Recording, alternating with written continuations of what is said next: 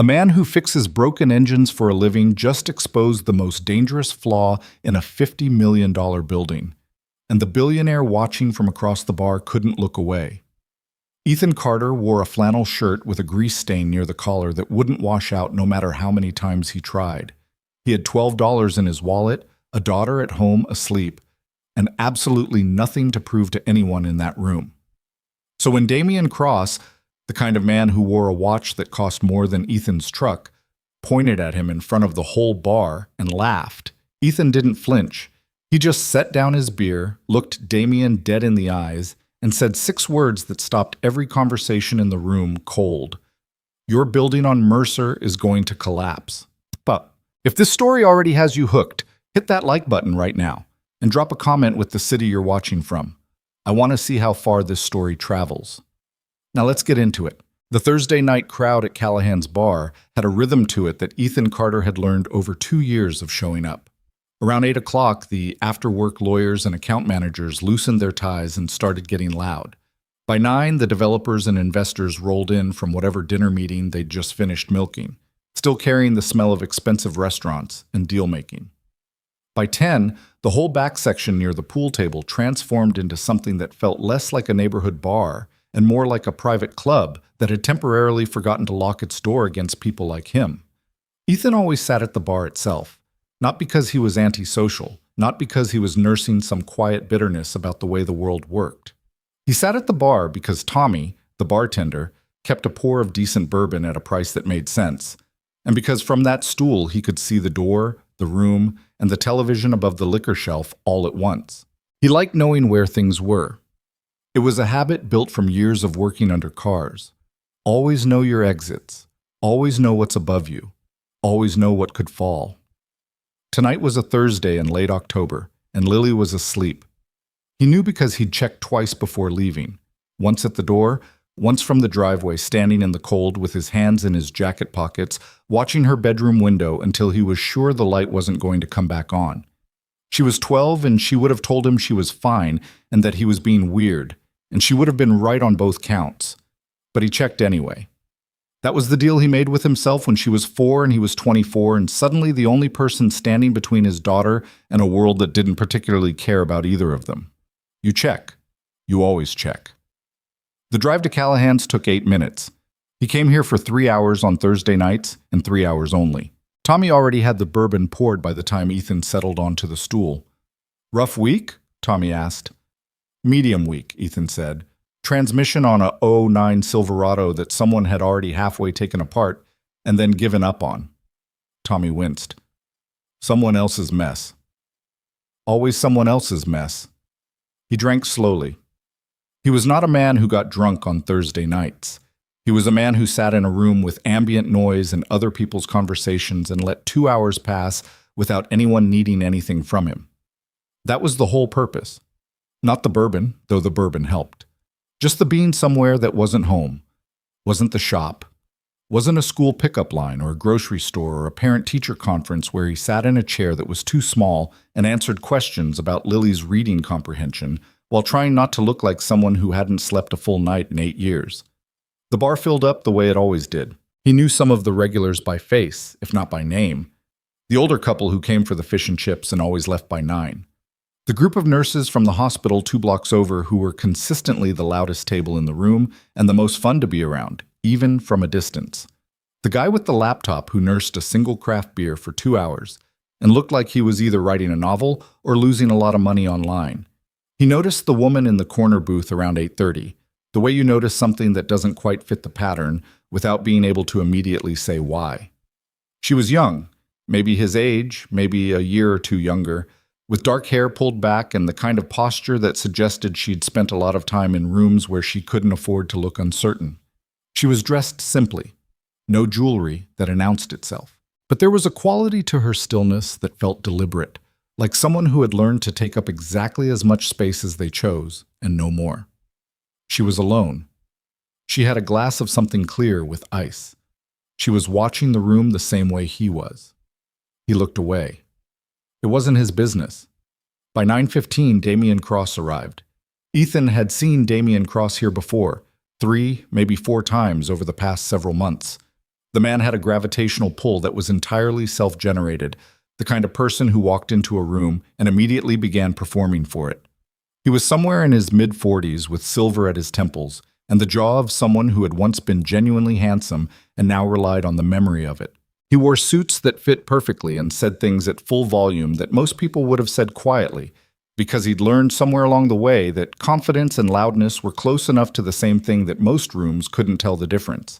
He was a developer, commercial and residential, mostly luxury.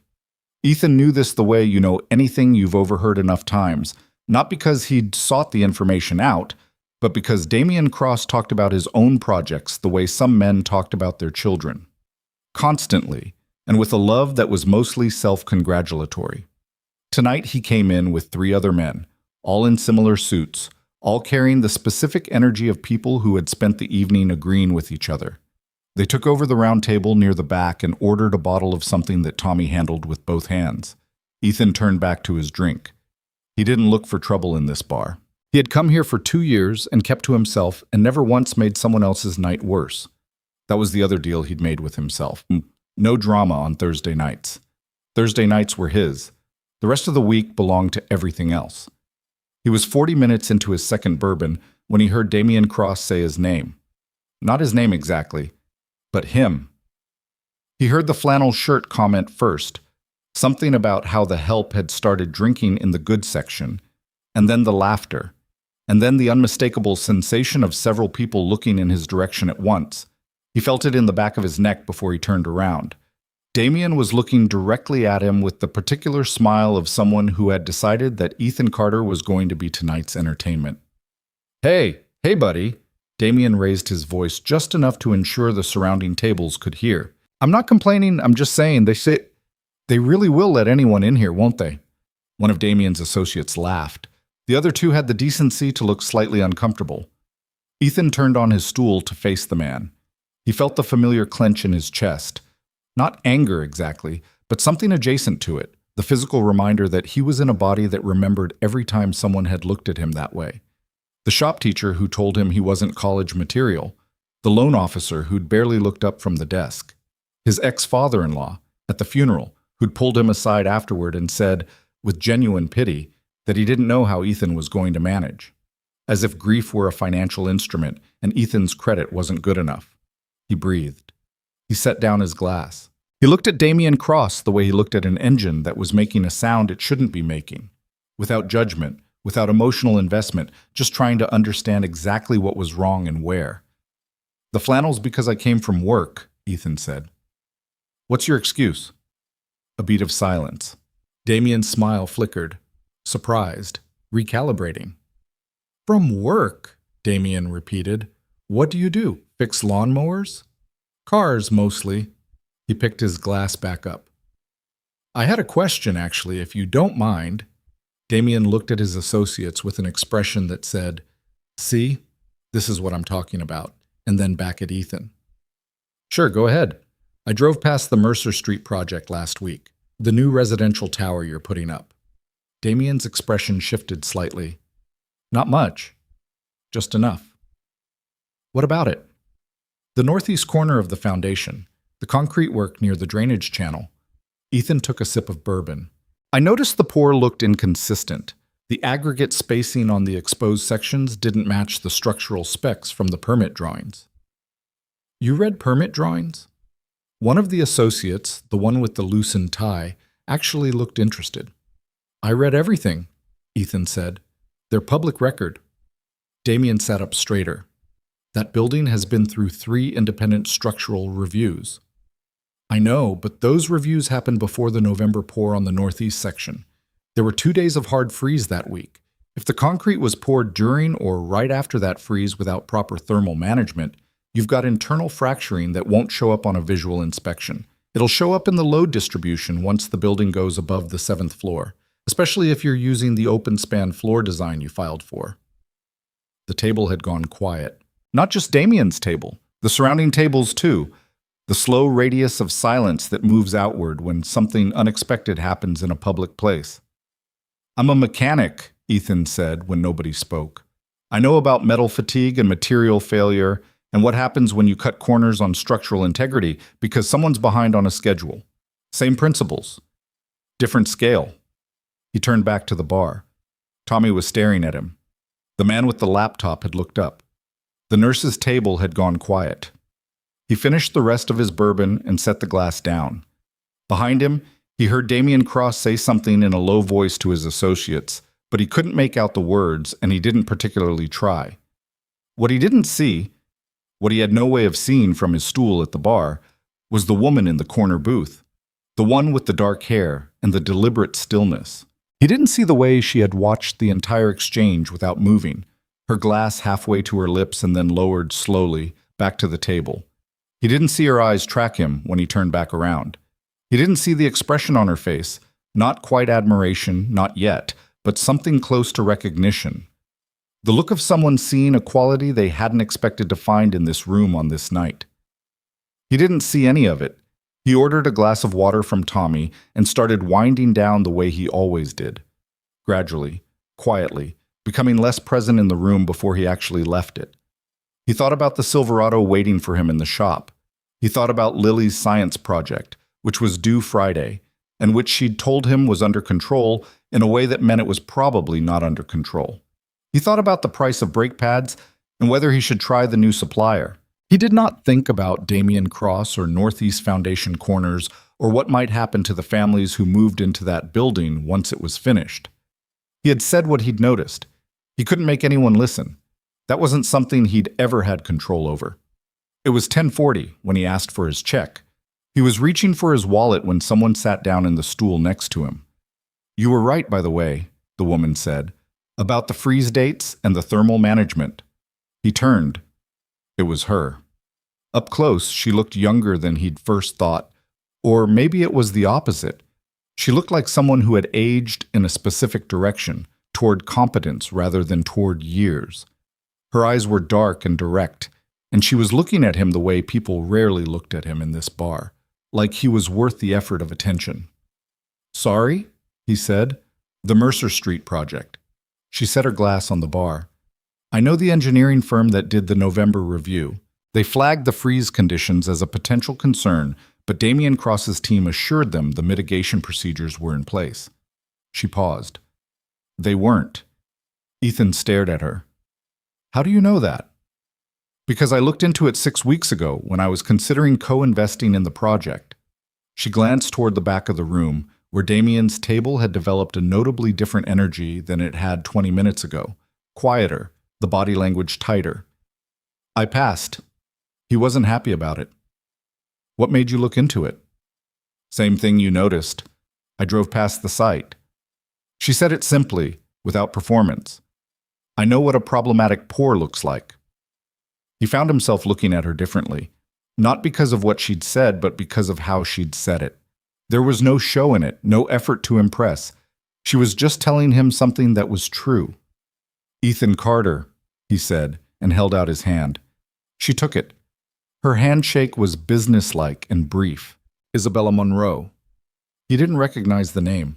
He'd find out later, much later, after he'd Googled her at midnight and sat for a while with his phone in his hand, feeling like an idiot, that Isabella Monroe was worth approximately $2.3 billion, that she'd founded her first company at 22, that she had been on the cover of 2 national business magazines, and that she was, by a significant margin, the most successful real estate developer in the state. Right now, he just knew she was the most straightforward person he'd talked to in this bar in 2 years. "You pass on a lot of his projects?" he asked. This was the first. She tilted her head slightly. "I don't usually make decisions based on gut feeling. I make them based on data.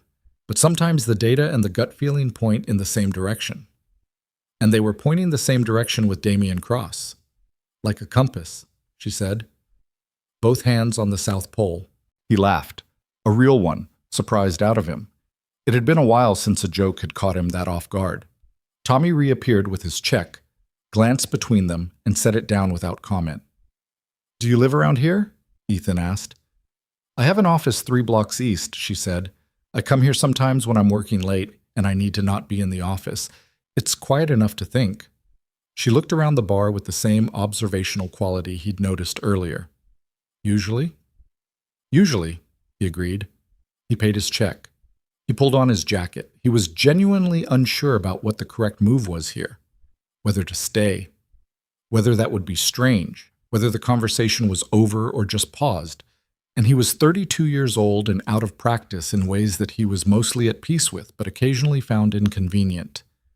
I should probably head out, he said. I've got a daughter at home. Something in her face changed. Not dramatically, just a slight softening around the eyes. How old? 12. She thinks she's 35. The worst age to argue with, Isabella said, and something in the way she said it suggested she either had experience or a very good imagination. You have no idea. He pushed back the stool. It was nice to meet you, Isabella Monroe. It was nice to meet you, Ethan Carter. She picked up her glass. I hope someone listens about the building. Me too, he said. He meant it. He walked out into the cold October air and stood on the sidewalk for a moment, breath fogging in front of him. He thought about what she'd said, both hands on the South Pole, and laughed again, quietly, to himself, in a way he immediately felt slightly self-conscious about, even though there was nobody around to see it. He drove home. He checked on Lily, who was asleep with one arm hanging off the side of the bed, and her phone still in her hand, the screen dimmed, but not off. He took the phone gently, plugged it in on her desk, and stood in the doorway for a moment in the dark. He was not thinking about Isabella Monroe. He was almost certain of this. He went to bed. Sleep, for Ethan Carter, was something that happened to him in pieces. It had been that way since Claire died, since 6 years ago, when the accident on the interstate turned his life from a thing with a future he'd imagined into a thing with a future he had to rebuild from scratch, in the dark, with a 6-year-old who kept asking when Mom was coming home and no good answer for her. He'd gotten better at sleeping. He'd gotten better at a lot of things. But the pieces never quite joined back into anything seamless. He was up at 5:30, same as always. Coffee, toast, the news on low in the kitchen while he made Lily's lunch. She came downstairs at 6:50 looking like someone who had actively fought against waking up and lost, which was accurate. Her hair was partially done and she had a sock on one foot and bare on the other, which she didn't notice until she sat down. Your sock, he said, pointing. She looked down. I know. You don't have the other one. I know. Do you want to go get it? In a minute. She reached for the toast. Dad. Yeah. My science project. He looked at her. How bad? It's not bad, it's just... She paused with the toast halfway to her mouth. I kind of need a working model of a pulley system by Friday. It's Wednesday. I'm aware. He closed his eyes briefly. What kind of pulley system? A compound one, with at least 4 wheels and a mechanical advantage ratio of at least 3-to-1. She said this with the confidence of someone who had spent the previous night Googling the words and not yet processing what they meant. Do you know what a mechanical advantage ratio is? Kind of. He refilled his coffee. He thought about the Silverado, the brake pads, the appointment at 3 o'clock that he was already going to be rushed for. He thought about the hardware store and whether he had pulleys in the shop or whether he'd need to buy them. After school, he said, we'll build it together. Lily looked up from her toast with an expression that was trying not to be relieved and failing. I could have done it myself. I know you could have. I just thought, I know. He set his mug down. Go find your sock. She went to find her sock. He stood in the kitchen drinking his coffee, looking out the window at the gray October morning, and tried to remember if he had any rope in the back of the shop that wasn't already attached to something. The shop was called Carter Automotive, which was a name he'd inherited rather than chosen. His father had started it 25 years ago in the same building on the same street, and when his father retired and Ethan took it over at 26, it hadn't occurred to either of them that it might benefit from a rebrand.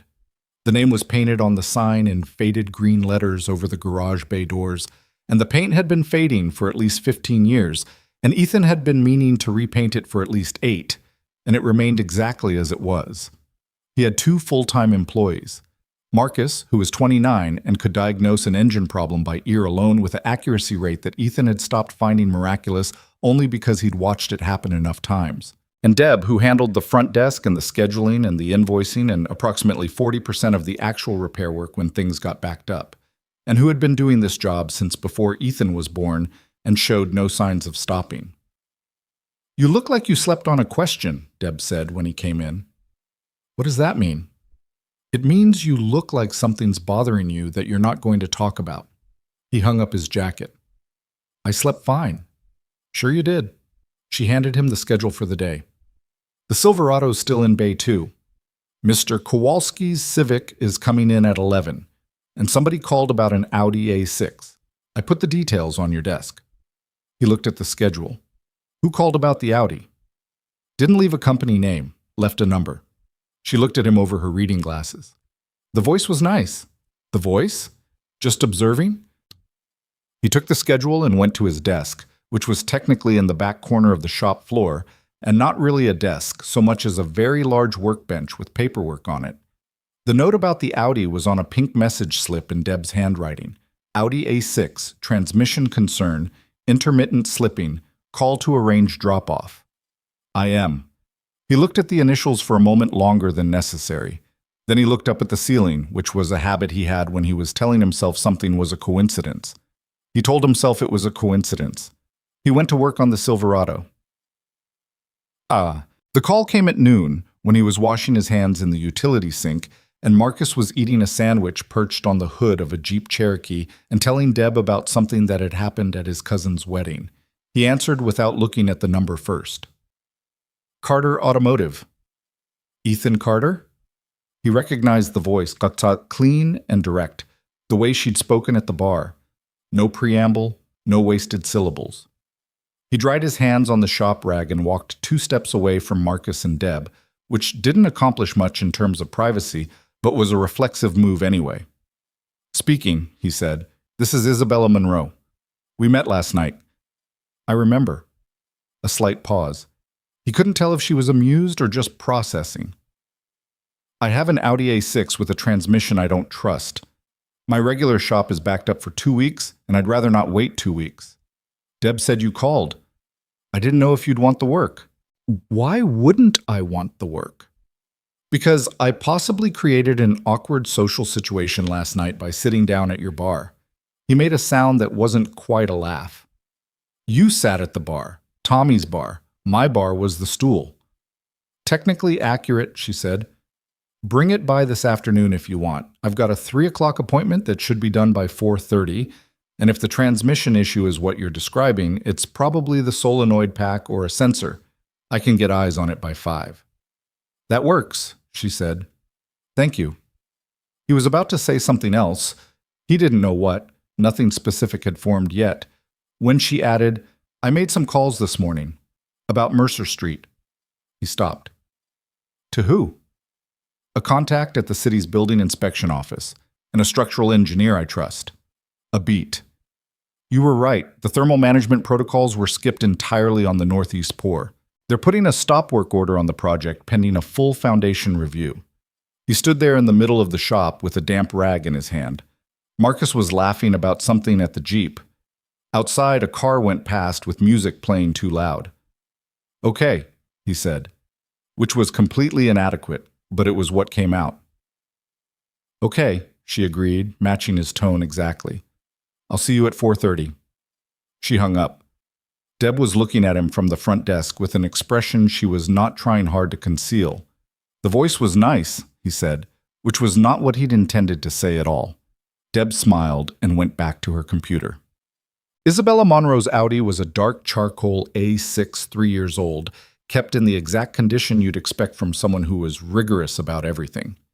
She arrived at 4:40, 10 minutes late, which she noted herself when she came through the office door, though Ethan's 3 o'clock had run long anyway, and he'd only just gotten the Civic back to Mr. Kowalski. He told Marcus to go home. Deb left at 4:30 on the dot every day without exception, and made no exceptions today. So it was just him in the shop when Isabella pulled in, and the acoustics of the garage were suddenly very apparent to him in a way they hadn't been all day. She was dressed differently than she'd been at the bar. Still simple. Dark slacks, a gray jacket, but more formal, the kind of clothes that came from a day in an office where meetings happened.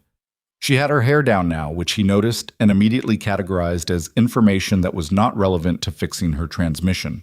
"Thanks for fitting me in," she said. Pop the hood, he said. He ran through the diagnostic with the efficiency of someone who had done this several thousand times. She stood nearby, not hovering but not retreating to the office either, which he appreciated. He'd had enough clients who either stood directly over his shoulder the entire time or vanished completely, and the middle ground was better. She watched him work with the same quality of attention she'd had at the bar. Observational, not impatient. "You drove it here from your office?" he asked while he was connecting the scan tool. "Yes." "Did it slip on the way?" "Twice. Once at the light on Garrison, once on the bridge." "Under acceleration?" "Yes." He nodded. The scan tool pulled the codes and he looked at them for a moment, then looked up at her. P0750, he said. Shift solenoid A. The solenoid itself might be fine. It could be a pressure control issue or a wiring fault upstream. I'd want to drop the transmission pan and check the fluid condition before I call it either way. Is that a same-day fix or a leave-it-here situation? Leave it here. 2 days, maybe 3, depending on what the pan shows. She nodded. I can make that work. He wrote up the job order. There was a normal amount of logistical conversation. Contact number, approval threshold for parts, whether she wanted an update call before he sourced anything. All the routine stuff. It took 4 minutes and had nothing interesting in it. And then the logistics were done and neither of them immediately moved toward the office door. The building inspection, Ethan said.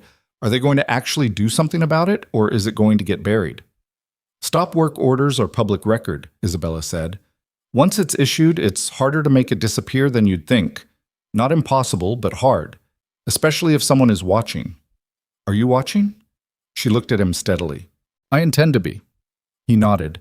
He thought about the floor plans he'd studied at the Public Records Office 3 weeks ago, on a Tuesday afternoon when he'd had an unexpected gap in the schedule and a thought he couldn't shake.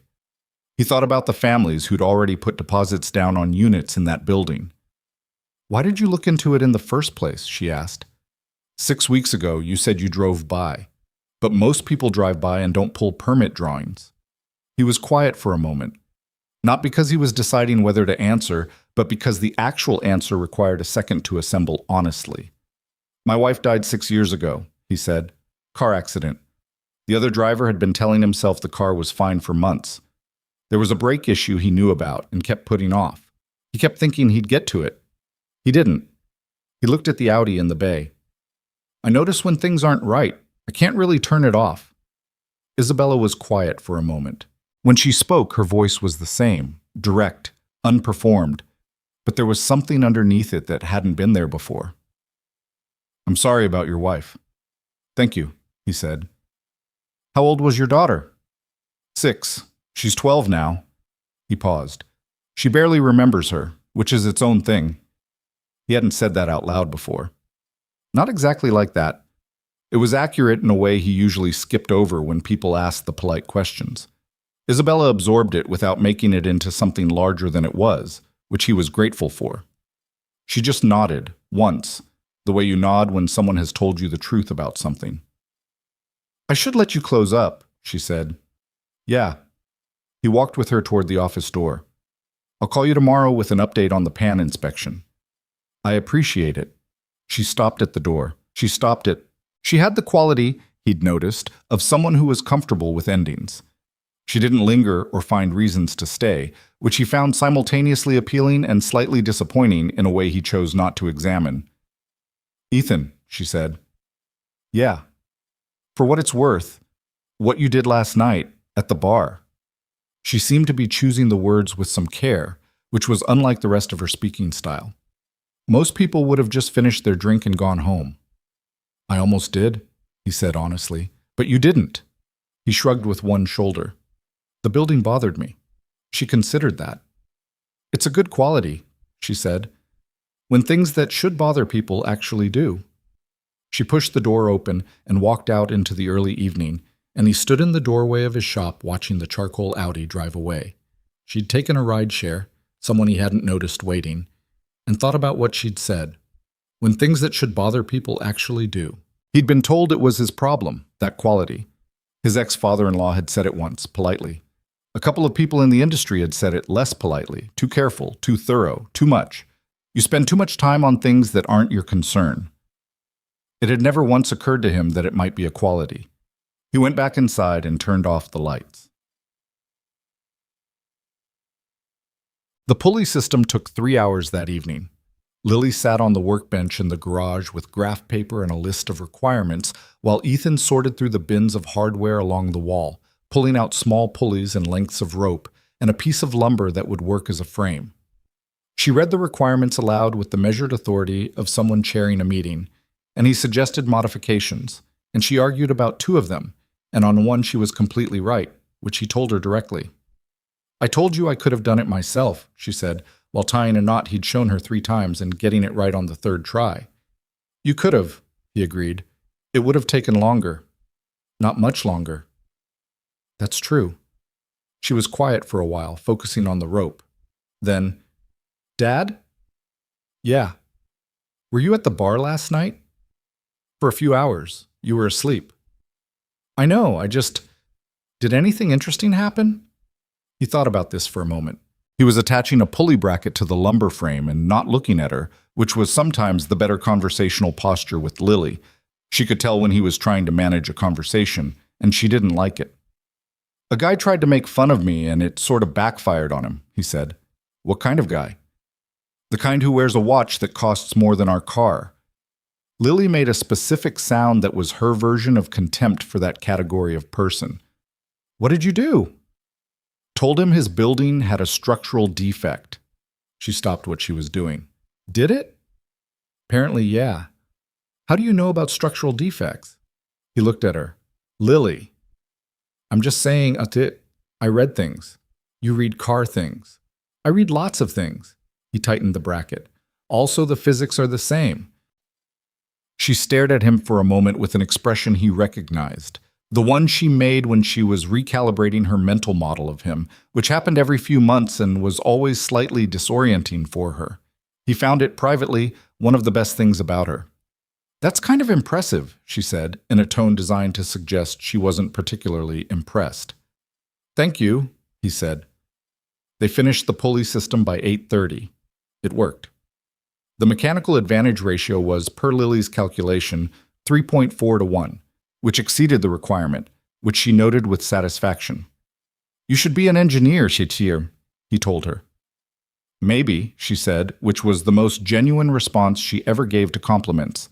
Not dismissing it, just keeping it in suspension, like she wanted to sit with the possibility before deciding what to do with it. He sent her to do homework and shower, and sat in the garage for a while after she'd gone inside. The night was clear and cold, and he could see a few stars through the gap where the garage door didn't quite reach the ceiling. He thought about Isabella Monroe's voice on the phone. Direct. Unperformed. "I intend to be." He thought about the building on Mercer Street and the families with deposits and the stop work order sitting somewhere in a city office tonight. He thought about Claire, the way he still did sometimes in the quiet, not with the sharp specific grief of the early years, but with something softer and less defined. Like the shape of a sound you can no longer quite hear, but know was real. He thought about how long 2 years of Thursday nights was. 100 Thursdays, more or less, 2 hours each. He had learned the rhythm of this bar and the names of the regulars and the specific qualities of the light in different seasons. And he had sat in that room twice a week and been mostly alone and been mostly fine with it. He was not going to make anything out of one conversation with a woman who was bringing him an Audi transmission job. He was aware, however, that he was sitting in his cold garage at 8:45 at night, thinking about it in a way that was somewhat inconsistent with the previous sentence. He went inside, he washed up. He made sure the doors were locked. He stood in the hallway outside Lily's room and could hear her music through the door. Something slow and slightly mournful that she'd been listening to for 2 weeks, which probably meant something, but he wasn't sure what. He knocked. "Yeah?" Her voice, muffled. "Lights out in 20. "I know." "Just reminding." "I know, Dad." He stood there for another second. Then, "The pulley system was good." Silence. Then, "I know." But he could hear, just underneath it, the sound of someone trying not to smile. He went to bed. He did not sleep immediately, which was normal. He lay in the dark and listened to the house settle and the occasional car outside and the low music from down the hall. He thought about what the next day looked like. The Silverado, the Audi, the Kowalski Civic if there was follow-up needed, the grocery run he'd been putting off. He thought briefly about what Isabella Monroe's contact at the building inspection office would find when they opened the Northeast Foundation for review. He thought about the expression on Damian Cross's face when the room went quiet. He thought about how for 2 years he had been sitting on that bar stool on Thursday nights and waiting for something without knowing he was waiting. He didn't know what that meant. He genuinely didn't. But he noticed it, the way he noticed things, without judgment, without deciding ahead of time what it was. He noticed it, and then he slept. The transmission pan on Isabella Monroe's Audi told a story that Ethan already suspected before he pulled it. The fluid was dark, not catastrophically dark, not the kind of dark that meant someone had ignored a car for a decade, but dark in the specific way that suggested the previous service interval had been stretched past its reasonable limit.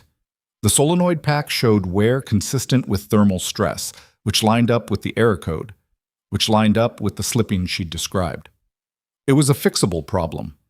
It was also the kind of problem that would have become an unfixable problem if she'd waited another 3 months. He called her at 11:15. "Solenoid pack needs to come out," he said. "Fluid's been running hot, and the internal seals on the solenoid are compromised. I'll replace the pack, flush the system, reseal the pan. You probably have another 2,000 miles on the current fluid before it would have started causing real damage to the valve body, so the timing on this wasn't terrible." "But it wasn't good either," she said. "It wasn't good either," he agreed. "When did you last have it serviced?" A pause that told him the answer before she gave it. 14 months ago. The manufacturer interval for this model is 12. I know. So, she said. There was something in her voice that wasn't quite embarrassment, but was in that neighborhood. The particular tone of someone who was rigorous about everything, except the thing they'd just been caught not being rigorous about.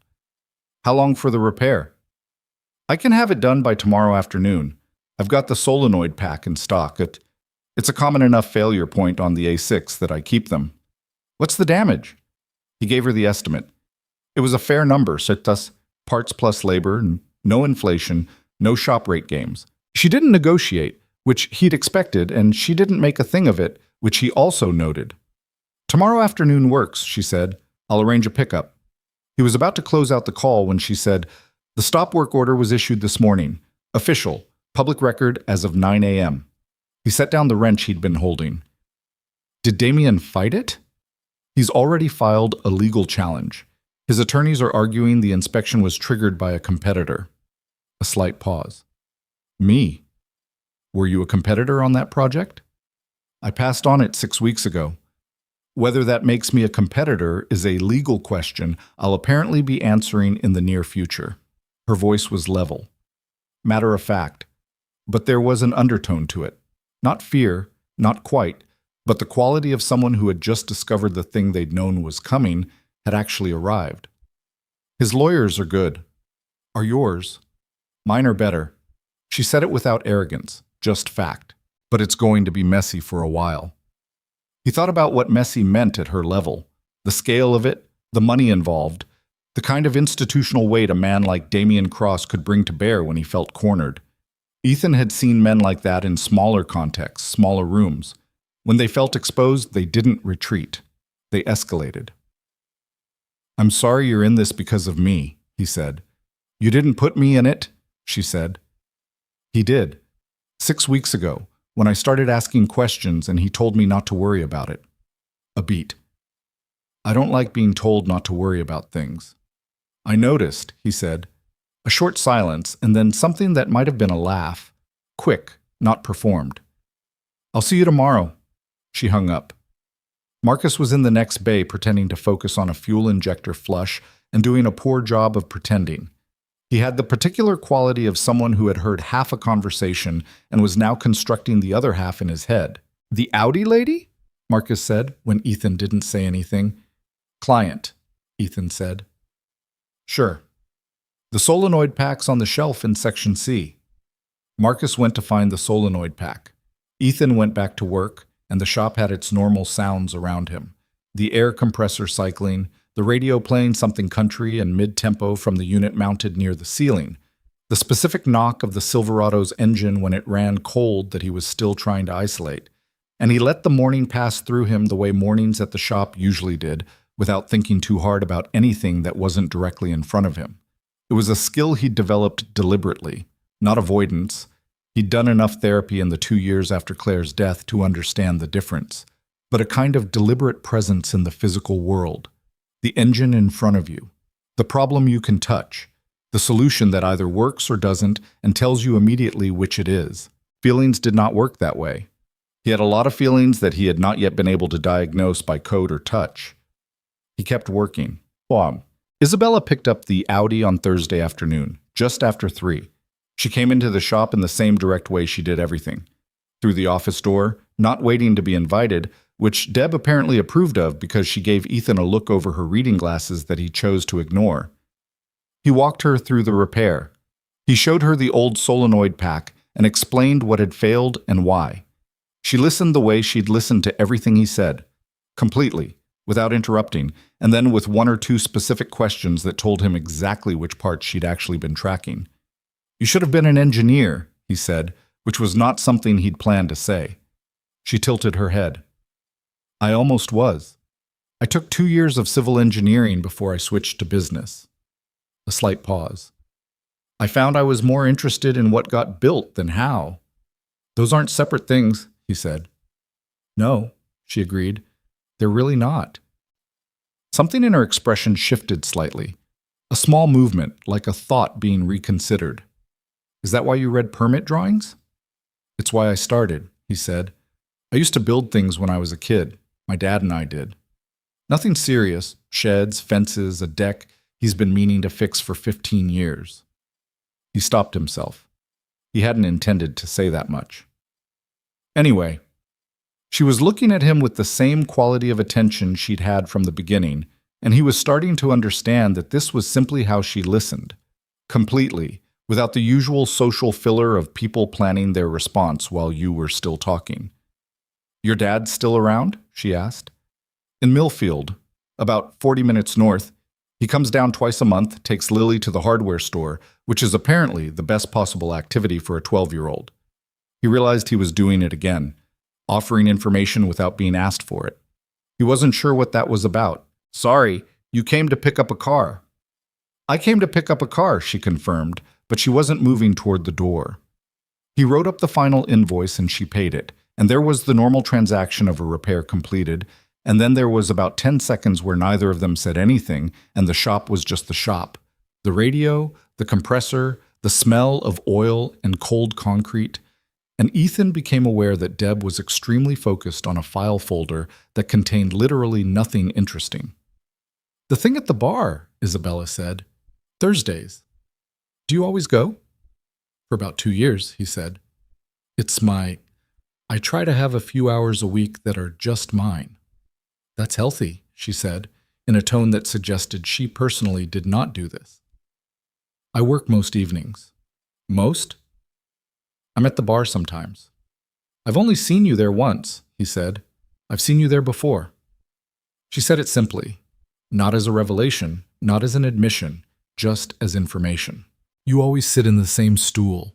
You always have 2 drinks. You always leave before 11. He looked at her. She met his eyes without any apparent discomfort.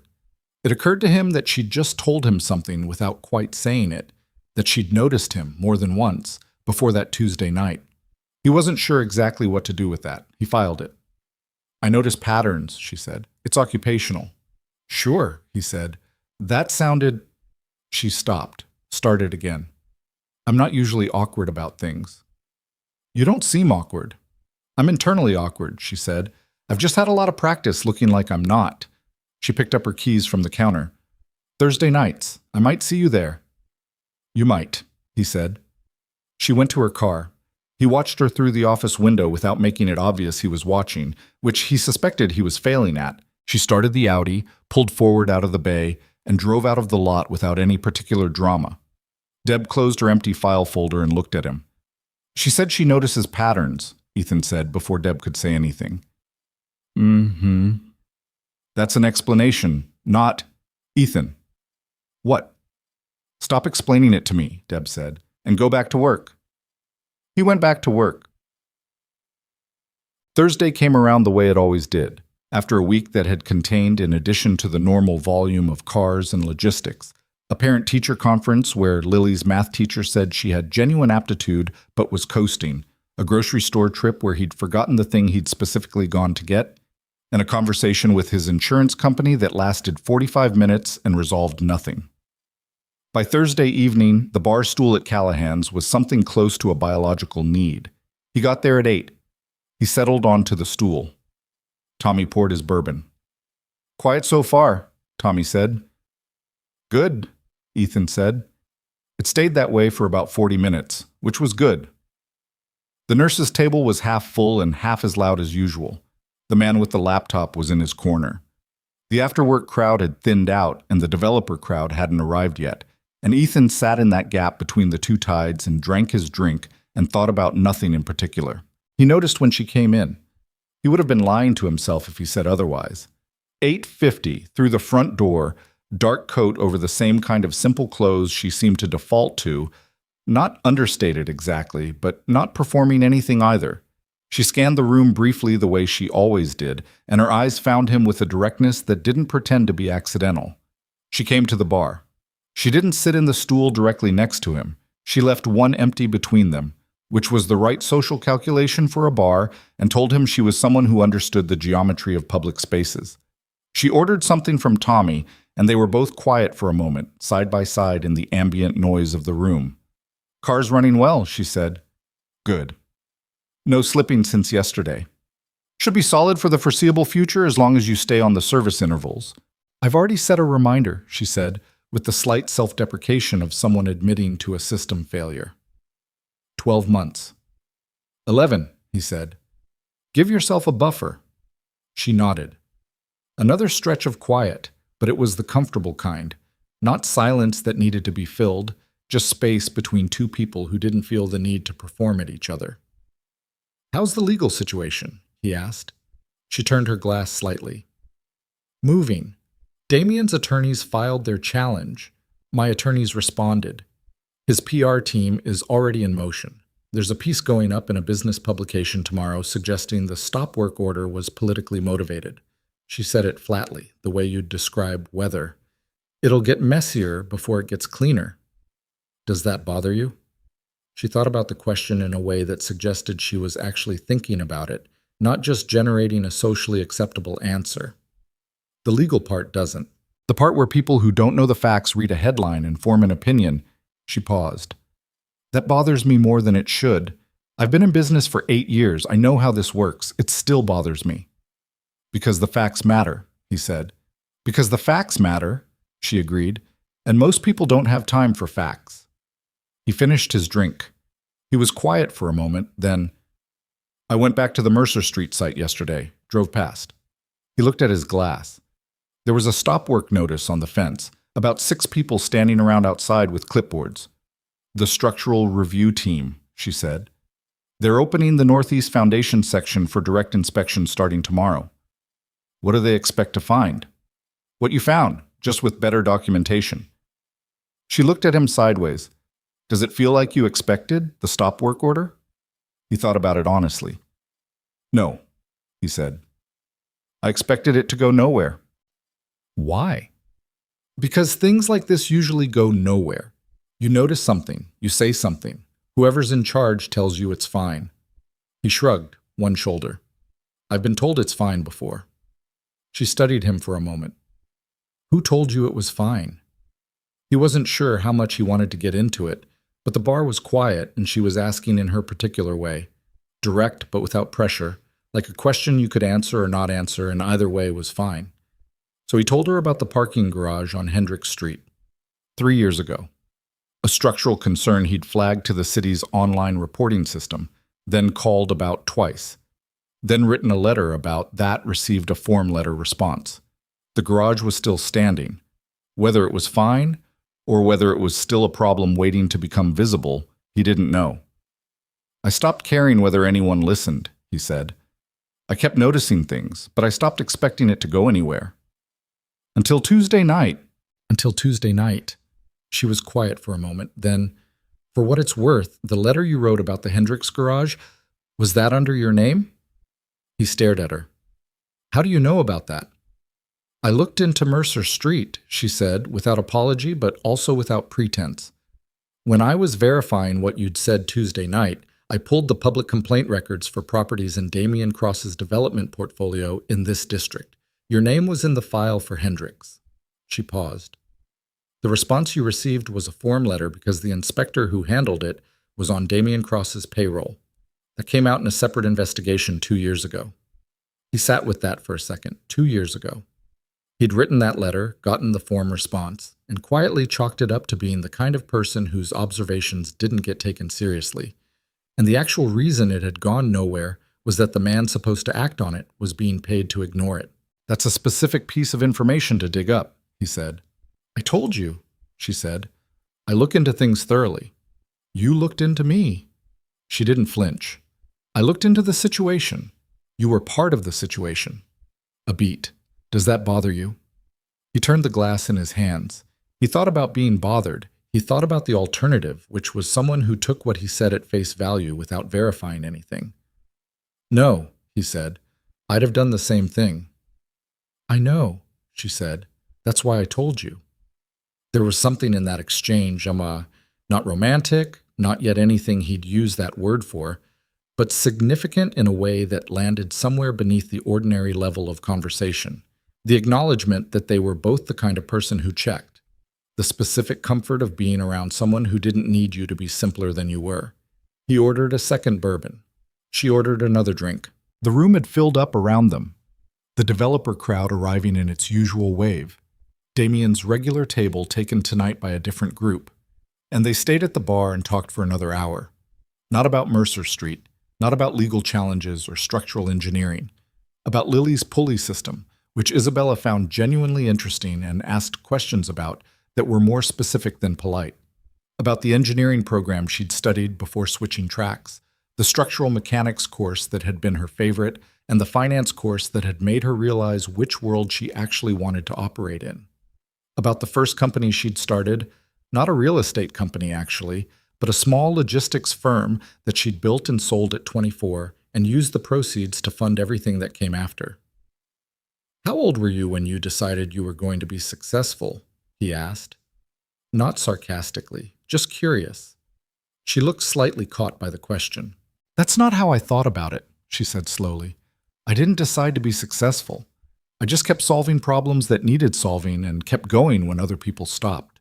She turned her glass. That sounds like a motivational poster. I don't mean it that way. I know you don't, he said. I mean that there wasn't a moment.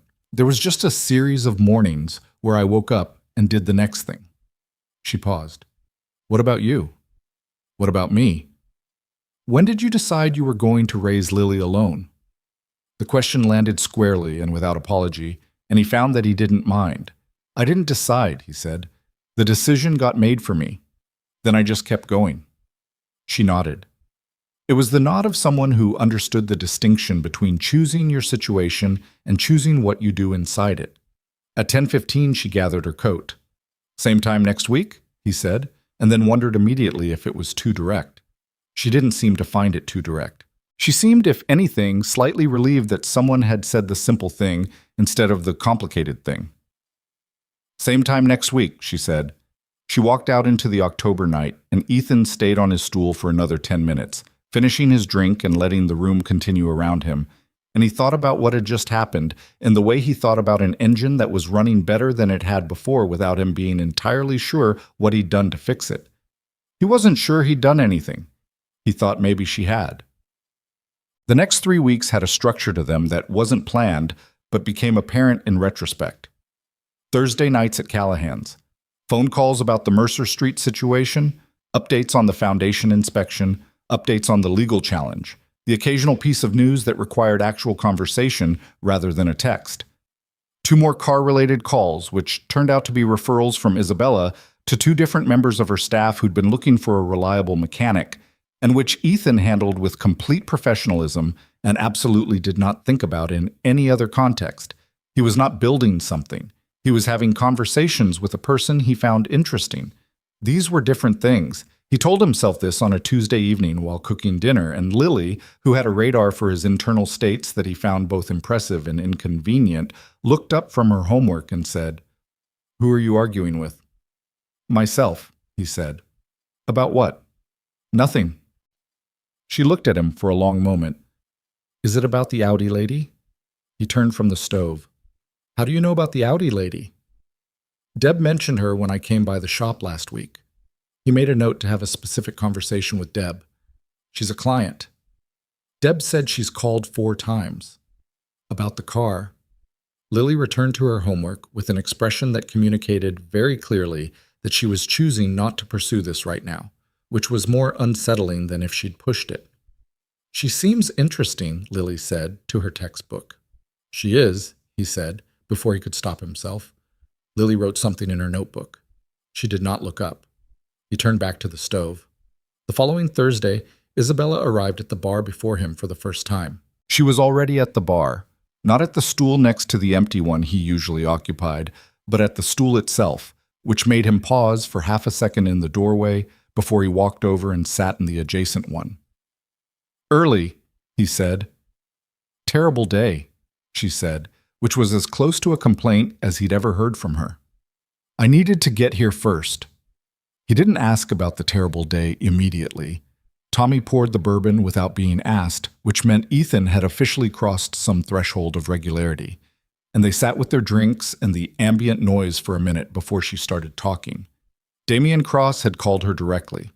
This was information that arrived with a specific quality of weight, not panic, but the tightened attention of someone reporting a threat they'd known was theoretical and was now actual. "He called your personal number?" Ethan said. "My business line, which he had from before." She was turning her glass, the small repetitive gesture he'd started recognizing as her version of the pause button. "He wanted to meet. Said he thought this had gotten out of hand, said he wanted to talk about a resolution." "What kind of resolution?" "The kind where I drop my interest in the inspection findings. He withdraws the legal challenge, and everyone moves on." She looked at Ethan directly. "He used the phrase mutual benefit." "That's not a resolution," Ethan said. "That's a cover-up." "Yes," she said. "It is." "What did you tell him?" "I told him I'd consider it." He looked at her. She held his gaze steadily. "I didn't mean it," she said. "I needed to know what he'd offer. His offer tells me what he's most afraid of." She paused.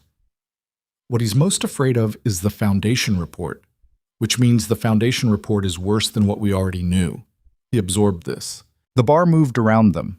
The usual Thursday sounds, somebody laughing at the pool table, the television above the bar cycling through sports scores. Ordinary Thursday night.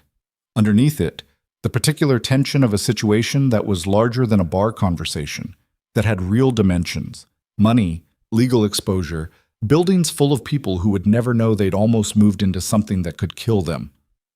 "Are you going to be okay with this?" he asked. "The mess of it, if it gets worse." She didn't answer immediately. She drank, set her glass down, turned it again. "Define okay. Not ruined. Not, I don't want this to be because of me." She looked at him with something that was almost exasperation, but not quite. "Ethan, I looked into this project 6 weeks before I met you. I passed on the investment because I thought something was wrong. What you said at the bar confirmed what I already suspected. You didn't start this. You just gave me the confirmation I needed." She stopped. "Stop trying to take responsibility for my choices." The directness of it landed somewhere near his sternum and stayed there. "Okay," he said. "Okay," she said. The terrible day, it turned out, hadn't been only about Damian Cross, a project she'd been developing on the south side of the city, a mixed-use building, genuine affordable housing in a neighborhood that needed it, had run into a zoning issue that her team hadn't caught early enough, and the rezoning process was now going to delay groundbreaking by at least 4 months. 4 months didn't sound like much until she explained the financing structure, the way a delay of that length could destabilize a construction loan, the ripple effect on the contractors she'd already committed to, the community organizations that had been counting on the timeline. He listened the way she listened to him, completely, with specific questions at the specific moments that needed them. "Can the loan be renegotiated?" he asked. "Possibly. My CFO is talking to the lender tomorrow." She rubbed the side of her forehead briefly, a small, tired gesture. "It's solvable. Everything is solvable. I'm just tired of solving things tonight." "Then don't," he said. "You came here to not be in the office, so don't be in the office." She looked at him. "You're not wrong. I have my moments." She almost smiled. "What's going on with the Silverado?" "Still knocking cold," he said. "I replaced the lifter, which I thought was it, and it's still knocking cold, which means it's something else entirely." "What are you going to try next?" "Checking the timing chain tensioner. There's a TSB on that engine from the manufacturer about tensioner wear. It was buried in a service bulletin from 2011, and most shops miss it." TSB? Technical Service Bulletin. It's like a manufacturer memo about a known issue. And most shops miss it because the search isn't intuitive and it's not flagged in most diagnostic databases. You have to specifically go looking for it. She was quiet for a moment. Then, "Does it bother you that you know things other people miss and nobody knows that you know them?" It was such a specifically accurate question that he didn't answer it right away. He thought about what an honest answer looked like. "It used to," he said. "Now I mostly just care if the car runs." "That's either very healthy or very resigned," she said. "Probably both." She nodded. He nodded. The bar did what bars do around people who have stopped noticing it. They stayed until 10:30, longer than usual. When she left, she pulled on her coat and said goodnight in the direct way she did everything, and he said goodnight back, and she was almost to the door when she turned slightly. "The tensioner," she said. "Let me know if that's it." "I'll let you know," he said. She went out into the night. He turned back to his drink and discovered it was empty, which surprised him because he'd been fairly certain he had more left. Tommy appeared with the bottle. "Same," Tommy said. Ethan thought about it. He had the Silverado tomorrow. He had Lily's math situation to deal with, and the grocery run, and the conversation with Deb about discretion. He thought about Isabella Monroe saying, "I'm just tired of solving things tonight," with the small tired gesture at her forehead, and how that had been the most human thing she'd said to him yet, and how the distance between two people contracts in the specific moment when one of them admits they're tired. He thought about Thursday nights, and what they'd been for 2 years, and what they were starting to feel like now. "No," he told Tommy. "I'm good." He closed out his tab, pulled on his jacket, and went home to his daughter and his unsolved Silverado and the ordinary, difficult life he'd been building for 6 years in the dark, not quite aware, until recently, until something in him had started quietly paying attention, of how much space he'd left in it without meaning to. The tensioner was it. Ethan found it on a Friday morning, 3 days after his last Thursday at Callahan's, when he pulled the timing cover on the Silverado and saw the worn tensioner shoe with his own eyes. The plastic cracked along the contact edge, the spring tension reduced to about 60% of spec, exactly consistent with the TSB he dug out of the manufacturer archive. He stood there for a moment with the flashlight in his hand and felt the specific quiet satisfaction of a diagnosis confirmed, which was one of the better feelings available to him on a regular basis. He texted her before he called. Old habit, checking whether someone was available before putting them on the spot with a ringing phone. Found the Silverado problem. Tensioner, like I thought. TSB from 2011. Her reply came back in under 2 minutes. "You were right. What does that cost the owner?" "Less than if I'd missed it." Fair answer. He called her after lunch because the text exchange had the shape of a conversation that wanted to continue. She picked up on the second ring. "The tensioner," he said. "The tensioner," she confirmed. "I looked up the TSB after you mentioned it last week. 2011 LS-based V8 platforms, intermittent cold knock due to tensioner shoe degradation." He stopped what he was doing. "You looked it up. You made it sound interesting. It's a service bulletin about a truck." "It's a document that most people miss because the search isn't intuitive," she said, with a precision that mirrored his own words back to him. "That interested me. The gap between available information and applied knowledge." He was quiet for a second. Then, That's what my whole job is. I know, she said. It's not that different from mine. He thought about that. The gap between available information and applied knowledge. The way both of them operated in that space. In different industries and different scales, but with the same fundamental orientation toward what was actually true versus what people assumed was true. He hadn't thought about it that way before.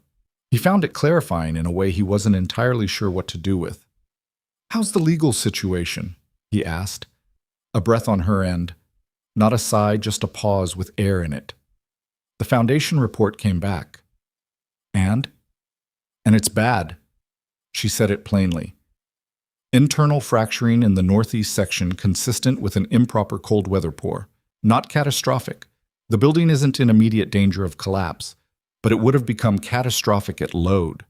The structural engineer's report estimates that once construction reached the 9th or 10th floor, you'd start seeing stress propagation in the compromised section. A beat. The building was permitted for 14 floors. Ethan closed his eyes briefly. 14 floors. He thought about the floor plans he'd seen in the permit drawings. The open-span design, the residential units, the lobby with its glass atrium. He thought about families. He thought about what wouldn't have happened if he'd just finished his drink and gone home that Tuesday night. Is the report public? He asked. Filed with the city. Public record as of this morning.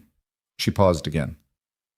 Damien's attorneys are already characterizing it as a preliminary finding subject to independent review, which is technically accurate and also completely misleading because the finding isn't going to change when they review it again.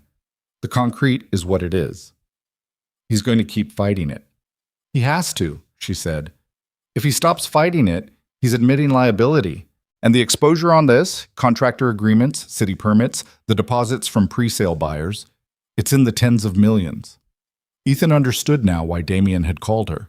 The resolution he'd proposed hadn't been about settling a disagreement between business rivals. It had been about making the foundation report disappear before it became public, and Isabella had refused. And now it was public. And Damien Cross was watching his carefully constructed position collapse the way the building might have. He's going to come after you harder, Ethan said. Yes. And me. A short pause. Probably. I'm a mechanic in a neighborhood shop, he said. I don't have much he can come after. Your reputation, she said carefully. He'll try to discredit you, say you were coached, say you have a financial relationship with me, which is technically true, you repaired my car, and imply that everything you said at the bar was orchestrated. She stopped. I want you to know that's coming. I want you to hear it from me first. He sat down on the stool near the workbench. The shop was quiet. Marcus at lunch, Deb on a call. The radio played something he wasn't hearing. Does it change anything? He asked. For me? No. Her voice was steady. I'd rather you know what's coming than be surprised by it. I've been called worse things by people I respected more than Damien Cross, he said. I'll be fine. She was quiet for a moment. When she spoke, there was something different in her voice. Not softer exactly, but closer to the surface. You're very hard to rattle, you know. I've had practice, he said. I know. A pause. I think that's one of the things. She stopped, started differently. It's not a common quality. He didn't know exactly what to say to that. He went with, You're not easy to rattle either. I am on the inside, she said. I've just gotten good at the outside. He thought about the small, tired gesture at her forehead last Thursday, the glass she turned in her hands when she was thinking hard. The way she'd said, I'm just tired of solving things tonight with the most human exhaustion he'd ever heard from someone who otherwise seemed to run on something more efficient than feeling. Thursday, he said. Thursday, she confirmed. Proud. The piece in the business publication ran the following Monday. Ethan found it because Marcus mentioned it, having apparently set up a Google alert for Mercer Street at some point. Marcus had unexpected depths that Ethan was still occasionally discovering, and sent him the link over text with a string of emojis that communicated his general assessment of the article's credibility. Ethan read it at his desk. It was professionally written in the way that professionally written hit pieces were, which was to say that nothing in it was technically false, but the framing was constructed to lead the reader to conclusions that the facts themselves didn't support. It described the stop work order as contested, and the foundation report as preliminary, and Isabella Monroe as a competing developer with financial interests in the property's failure. It mentioned briefly that the original complaint had come from an unverified source at a local bar. Unverified source. He reread that phrase twice. He was not angry in the way he might have expected. He was something quieter than angry. A settled, cold recognition of how this worked, how men like Damian Cross turned the truth into a question and made the people who told it sound like the problem. He called Isabella. "I saw it," she said, before he could say anything. "Unverified source," he said. "Yes. That's going to be the story now, that I was your plant." "That's the story they're trying to make," she said. "It won't hold. The foundation report isn't based on your word. It's based on the inspection team's findings. Your original observation is corroborated by physical evidence. The narrative falls apart under examination." "Most people don't examine narratives," he said. "They just absorb them." "I know." Her voice had a particular tightness to it that he hadn't heard before. "I know that." He was quiet for a moment, then, "What do you need from me?" The question surprised her. He could tell from the brief pause before she answered. "Nothing," she said. "You don't owe me anything, Ethan." "That's not what I asked." Another pause. "I may need a factual statement. On the record. Your account of what you noticed and when before you'd ever spoken to me." She said it carefully, like she was trying to minimize the ask. "My legal team thinks it would be useful, but only if you're comfortable. There's no obligation." "Send me what you need," he said. "I'll have my own attorney look at it first." "You have an attorney?" "I'll find one," he said. "Send me the statement." She sent it. He called his father, who knew a retired attorney in Millfield who agreed to review the document for a nominal fee, and told Ethan it was straightforward and accurate and that he should sign it. He signed it. He did not tell Lily about any of this. Not yet. It wasn't that he was protecting her from something. She was 12 and not a child in the ways that mattered. But some situations needed to resolve themselves before they could be explained, and this felt like one of them. What he did tell her, one evening while they were doing dishes, was that he'd said something at the bar a few weeks ago about a building that might not be safe, and that it had led to an inspection that confirmed the problem, and that some people were upset about it. Lily processed this while drying a plate. "What kind of people?" "The kind who built the building." "Because it was bad?" "Because someone said it was bad, and now other people know it." She put the plate away. "Are you in trouble?" "No," he said. "I might get called some names in print. That's different from trouble." She looked at him with the expression she had when she was weighing something. "Are you friends with the woman who owns the other company? The one who... Is she involved?" He handed her another plate. "We're friendly." Lily took the plate without taking her eyes off him. "Dad?" "Yeah." Friendly is a really vague word. It's an accurate word. It's a dodge. He looked at her. She looked back, 12 years old and entirely too perceptive, and he thought about Claire sometimes and how she'd had the same quality. The ability to see exactly what he was doing and call it by its real name. "I like her," he said. "I don't know what that means yet." Lily turned back to the dishes with a deliberate casualness that told him she was filing that response somewhere for later use. "Okay," she said. "Okay," he said. They finished the dishes. November came in hard, the temperature dropping 15 degrees in 2 days, the way it did in this part of the country, like the weather had been procrastinating and suddenly remembered it had somewhere to be. Ethan started parking the truck inside the shop overnight to protect the battery, which he'd been meaning to do since September. Small adjustments. The season changing around the ordinary machinery of his life. He and Isabella had fallen into a rhythm that neither of them had formally discussed, but both of them maintained. Thursday nights at Callahan's. Occasional calls during the week, sometimes about Mercer Street, sometimes not. She'd sent 2 more staff referrals his way, both of whom he'd handled efficiently, and both of whom had become regular clients. He told himself these were professional transactions, and they were. And they were also something else, and he was aware that he was telling himself one thing and living another. The calls were the part that gave it away, if he was being honest. Car referrals didn't require a 20-minute conversation about the zoning appeal on the South Side project, or Lily's new interest in structural mechanics, or Isabella's completely irrational dislike of the smell of coffee, despite running on approximately 3 cups a day. "That doesn't make sense," he said on a Wednesday call. "I know it doesn't make sense," she said, with the mild defensiveness of someone defending an irrational position they know is irrational. "I don't like the smell. I like the effect. They're separate." "They're not separate. They come from the same source. You can dislike the process and appreciate the outcome." "Can you?" A pause. "I do it constantly," she said. "That's basically what running a business is." He laughed. She laughed too, the quick, genuine version, not the polished one.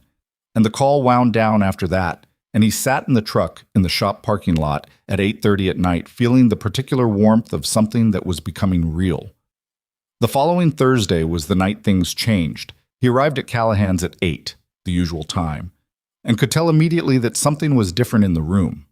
Not different like the furniture had moved, different like the air pressure. The developer crowd was there earlier than usual, and larger than usual, and louder than usual, which meant someone was either celebrating or compensating. He recognized 3 of Damien Cross's regular associates at the far table before he even sat down. He didn't see Damien. He ordered his drink. He watched the room. He texted Isabella. "Heads up. Cross's people are here in numbers." Her reply, "I'm 5 minutes away. I was coming regardless." He put his phone down. He drank his drink. Isabella arrived at 8:15. She came through the door, and the room, or the portion of the room that knew who she was, noticed. Not overtly, just the slight recalibration of bodies when someone significant enters a space. She sat next to Ethan and ordered her usual without visible awareness of the attention. "They're worked up about something," she said quietly, not turning toward the far table. "The foundation report went to the city council yesterday," Ethan said, "for formal action on the permits." "I know." She turned her glass. His legal strategy just narrowed significantly. They stayed at the bar and talked about other things, or tried to. The room had a specific energy tonight, the kind that built slowly and didn't announce itself until it arrived. He was aware of the back table in the way you're aware of weather. Damien Cross arrived at 9. He came in with 2 associates and the specific energy of a man who had decided that something was going to happen tonight and had already chosen the shape of it. He looked around the room, found Ethan and Isabella at the bar, and held his gaze there for a moment before moving to the back table. He shook hands with his people. He ordered a drink. He didn't look at them again, which was in some ways worse than if he had. "He's going to do something," Ethan said. "Probably," Isabella said. "Do you want to leave?" "No," she said, without hesitation. He respected that. He didn't push it. It took 40 minutes. 40 minutes of Damien Cross working his way through a drink and a half and whatever calculation he was running in his head, and the room filling up further around them, and Ethan and Isabella talking about the South Side zoning appeal and whether the revised application was going to land before the new year. Normal conversation. The kind of conversation that had, over the past few weeks, become something Ethan relied on in a way he was still getting used to. Then the stool next to Ethan scraped against the floor, and Damien Cross sat down in it. He positioned himself with the studied ease of someone who had rehearsed this, one arm on the bar, half turned so he was addressing both of them and the room behind them simultaneously. He smelled like expensive whiskey and a decision already made. "Didn't expect to see you both here tonight," he said in the voice he used for performances. Ethan set his drink down. "Sure you didn't?" Damien smiled with his teeth. He looked at Isabella. "How's business, Izzy?" "Don't call me that," she said. Not heated, just informational. Right. Ms. Monroe." He said it with a particular inflection that put quotation marks around the formality. "I hear the South Side project hit a snag.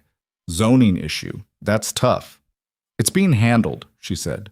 He turned his smile to Ethan. "And you, Carter, the famous mechanic." His eyes moved up and down in the practiced way of someone taking inventory. "Still repairing cars, are we?" "Still," Ethan said. Good for you."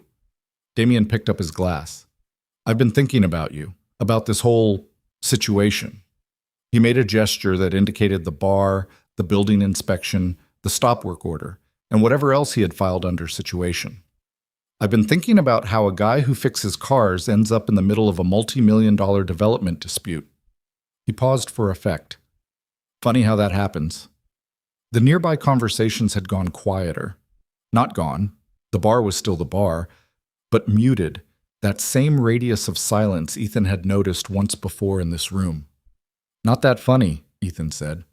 I think it's a little funny, Damien said. I think it's funny that Isabella Monroe, 30 years old, $2-point-something billion, half the city's development community watching what she does, decides the most interesting person in the room is a mechanic. He looked at Isabella. No offense, Carter. None taken, Ethan said. You were trying to offend her. Damien's smile stayed in place, but the quality behind it changed. I'm just making an observation. Then observe quieter, Ethan said. You're blocking the television. Someone nearby made a sound that was almost a laugh, and then wasn't. Damien turned on his stool to face Ethan more directly, and the pleasantness in his expression simplified into something less complicated. The building is going to be fine, Damien said. The review team is going to come back with a remediation plan that addresses the foundation concerns. The project is going to continue, and all of this, again the gesture, is going to look like what it actually is. A competitor trying to damage a rival project, using a local nobody as the mouthpiece. The word nobody sat in the air. Ethan was aware of his own heartbeat, the way he sometimes was in moments that required very careful navigation. He felt the familiar chest tightening that was related to but distinct from anger, the body's memory of every room that had used that word, or a word like it, to draw a line between him and the men who thought they got to draw lines. He breathed. He thought about the foundation report, the internal fracturing, the 9th floor, the families. He thought about Claire and the break issue and the thing that happens when people with information choose to stay quiet because speaking up is inconvenient. He turned on his stool to face Damien Cross fully. The Northeast section pour happened November 4th through 6th, he said. Temperatures dropped to 28 degrees on the night of the 5th. Your thermal management contractor filed a completion certificate for that pour on the 6th, before the required cure period under freeze conditions had elapsed. That certificate was signed off by your project manager, a man named Gary Tellis, who also signed the approval documentation for 3 other projects in your portfolio in the past 4 years that have been flagged for inspection irregularities. The radius of silence expanded.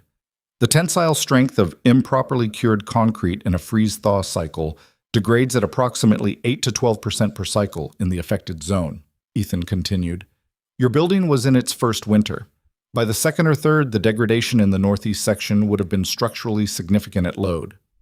The structural engineer who reviewed the core samples estimated the failure threshold at somewhere between floors 9 and 12.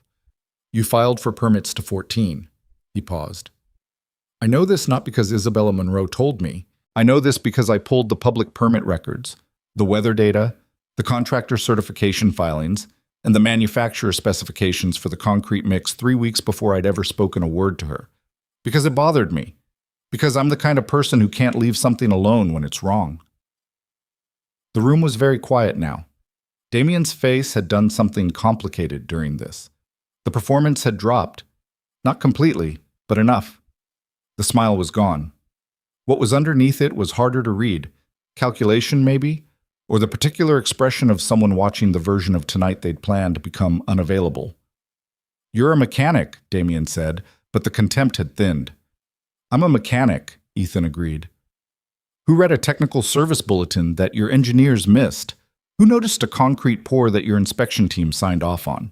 Who sat in this bar and said one sentence about one building, and apparently that was enough to start a chain of events that ends with a city council review of your permits and your contractor's license? He picked up his drink. So yeah, I'm a mechanic. Nobody in the immediate vicinity was pretending to do anything else. Damien looked at Isabella. She met his gaze without expression. Not triumph, not fear, just the level attention of someone who had already decided what she thought and wasn't going to change it. This isn't over, Damien said. It isn't, she agreed, but the direction it's going isn't changing. He stood. He adjusted his jacket. He was very good at the performance of composure. Ethan would give him that. He didn't storm off, didn't knock anything over, didn't do any of the things that would have made him easy to dismiss. He just straightened up and walked back to his table with exactly the same posture he'd arrived with. The room breathed. And then, slowly, the way sound returns after a shock, the bar resumed its noise. Conversations restarted. Someone near the pool table laughed. The television showed a score that nobody in this particular corner of the room was watching. Isabella looked at Ethan. He looked at her. "The cure period calculation," she said quietly. "You didn't tell me about Gary Tellis." "I found that last week," he said. "I was going to mention it Thursday." He paused. It was Thursday. She looked at him for a moment with something in her expression he hadn't seen there before, or had seen but hadn't fully recognized until now. Not surprise. Not admiration exactly. Something more personal than either of those. The specific look of someone seeing not what a person can do, but who a person is. He wasn't sure what to do with it, so he picked up his drink and said, "You okay?" "Yes," she said. "Are you?" "Yeah." He considered it honestly. "Yeah, I think I am." Tommy appeared, looked at both of them, looked at the back of the room where Damian Cross was now in a low, intense conversation with his associates, and refilled Isabella's glass without being asked. "On the house," Tommy said. Ethan raised an eyebrow. "What?" Tommy said. "I've been listening to that guy every Thursday for a year." He went back to the other end of the bar. Isabella looked at her refilled glass and then at Ethan, and something in her face loosened. The professional composure still there, but something behind it less rigid, the way a window looks different when you know it's been opened, even if you can't see the gap. "You memorized all of that," she said. "The dates, the cure periods, the temperatures?" "I remember things that matter to me," he said. "Does it—" She stopped. Started again. "Does this matter to you? All of this?" He thought about what she was actually asking beneath the surface of the question. The building, yes. The principal, yes. But also the 3 weeks of Thursday nights and phone calls, and the texture of a voice he'd started listening for without deciding to. "Yeah," he said. "It does." She looked at her glass. He looked at his. The bar moved around them in its ordinary ways. Then she said, quietly enough that he had to lean slightly to hear it, "I don't know how to do this." He turned to look at her. "I know how to run a company," she said. "I know how to read a structural report and manage a legal challenge and negotiate with a city council and build something out of nothing." She turned the glass in her fingers, the small repetitive gesture he knew now by habit. "I've been very good at building things and very bad at the other thing." "What other thing?" he asked, though he thought he knew. "Staying in something when it gets complicated." She said it to her glass. "I leave. That's what I do. When it gets complicated, I find a reason to make it professional, or make it finished, or make it something other than what it is." She stopped.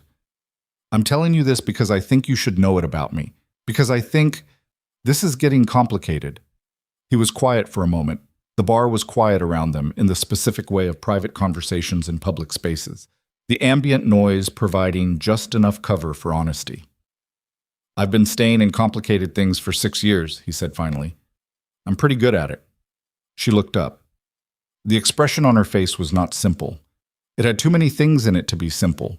Relief, maybe, or something close to it, and something that was probably fear of a specific kind, and something else that he didn't have a word for but recognized in the way you recognize a sound you've heard before without quite knowing where. "I have a 12-year-old who will absolutely have opinions," he said. Something that was almost a smile. "I've met intimidating people." "You haven't met her." "I believe you." She picked up her glass. The smile settled into something realer. "I'd like to, though. If that's—" She stopped. "I'd like to." He thought about Lily drying plates with her too accurate perception and her deliberate casualness. He thought about what she'd said. "I like her. I don't know what that means yet." And how he still didn't know, but he was no longer sure the not knowing was a reason to stay still. "I'll warn her first," he said. "Please do," Isabella said. They finished their drinks. They stayed another half hour. When they left separately, which was the correct thing to do at this stage, and they both knew it. and there was nothing wrong with correct. But on the sidewalk outside, before they went different directions, she stopped and said, "The statement you signed for my legal team. You didn't have to do that." "I know. It might make things harder for you." "I know that too," he said. She looked at him for a moment in the cold November air, the street lamp behind her making everything slightly more cinematic than life usually allowed. He thought, "She's not what I expected from this bar." He thought, "Nothing about this was something I was looking for." "Thursday," she said. "Thursday," he said. She went left. He went right. He drove home with the heater running and the radio off and the particular alertness of someone who has been carrying something for a very long time and has just, in one ordinary conversation in a bar on a Thursday night, felt it shift. He checked on Lily. Asleep, arm over the side, phone in hand. He stood in the doorway for a moment. He went to bed. He didn't sleep immediately, but when he did, it was the seamless kind. Not the pieces, but the whole thing, uninterrupted, all the way through to morning. The city council vote on the Mercer Street permits happened on a Tuesday morning in the second week of November, and Ethan found out about it the way he found out about most things these days, from Isabella, by text, at 7:43 in the morning while he was standing in the shop with a cup of coffee and the day's schedule in his other hand. Permits revoked, 6-1. Damien's remediation proposal rejected as insufficient. Full structural review required before any restart consideration. He read it twice. Then he set down the schedule and texted back, "How do you feel?" Her reply took longer than usual. Maybe 3 minutes, which for her was significant. Relieved and tired. And like I need to not talk about this for about an hour. Call me after the hour. I will. He went to work. The shop had its own rhythm that morning. A brake job on a Honda, a diagnostic on a Subaru that turned out to be a loose heat shield, Marcus arguing cheerfully with Deb about the optimal temperature for the space heater. Ordinary things, the machinery of a regular Tuesday, and somewhere across the city, a legal decision had just confirmed what a mechanic had said in a bar 6 weeks ago. She called at 9:15. "Okay," she said when he answered. "Hour's up." "How'd the hour go?" "I stared out the window for 40 minutes and then answered 53 emails. A pause. "Normal." "Congratulations," he said. "On the vote." "Thank you." A breath. "His attorneys will appeal. They have to. The financial exposure from the pre-sale buyers alone is enormous, but the appeal goes through a process that's going to take months. And in the meantime, the stop work order stands, and the findings are public, and the pre-sale buyers have already started retaining their own lawyers." She stopped. It's not over, but the direction isn't changing. He recognized those words. She'd said them to Damien's face 3 weeks ago in a bar. He said them back to her now, deliberately. The direction isn't changing. A short silence, and then something he could feel through the phone, the specific quality of someone allowing themselves to exhale after holding their breath for longer than they'd realized. "I want to ask you something," she said. "Go ahead."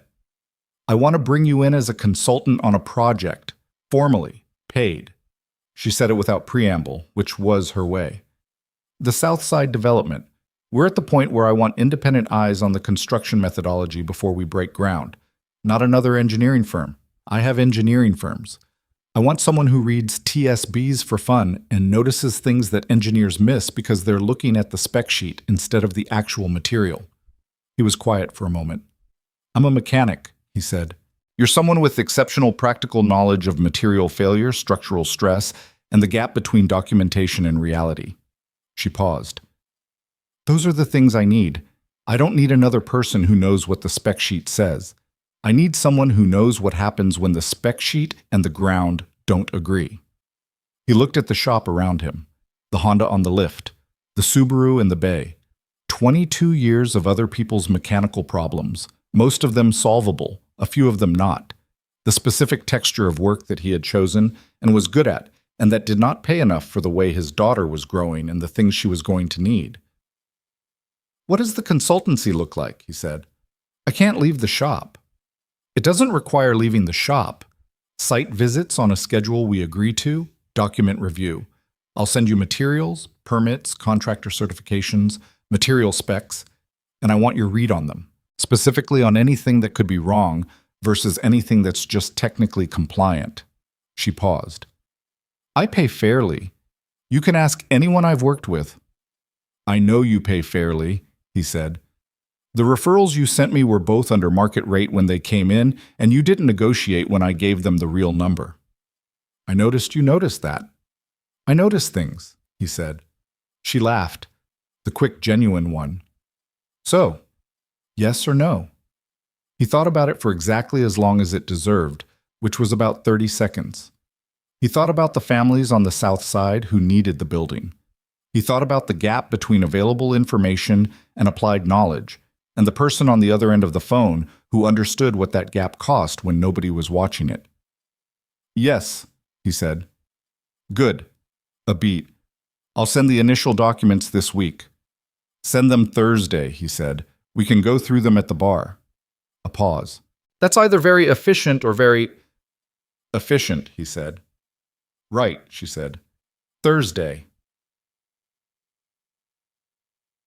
Bam. He told Lily that night. Not about the consultancy specifically, that was a detail for later, but about Isabella. About what she'd said at the bar, the I'd like to, and what he'd said back, and the general shape of what was happening. They were in the kitchen again, the default location for their serious conversations, which seemed to happen most reliably when one of them was doing something with their hands.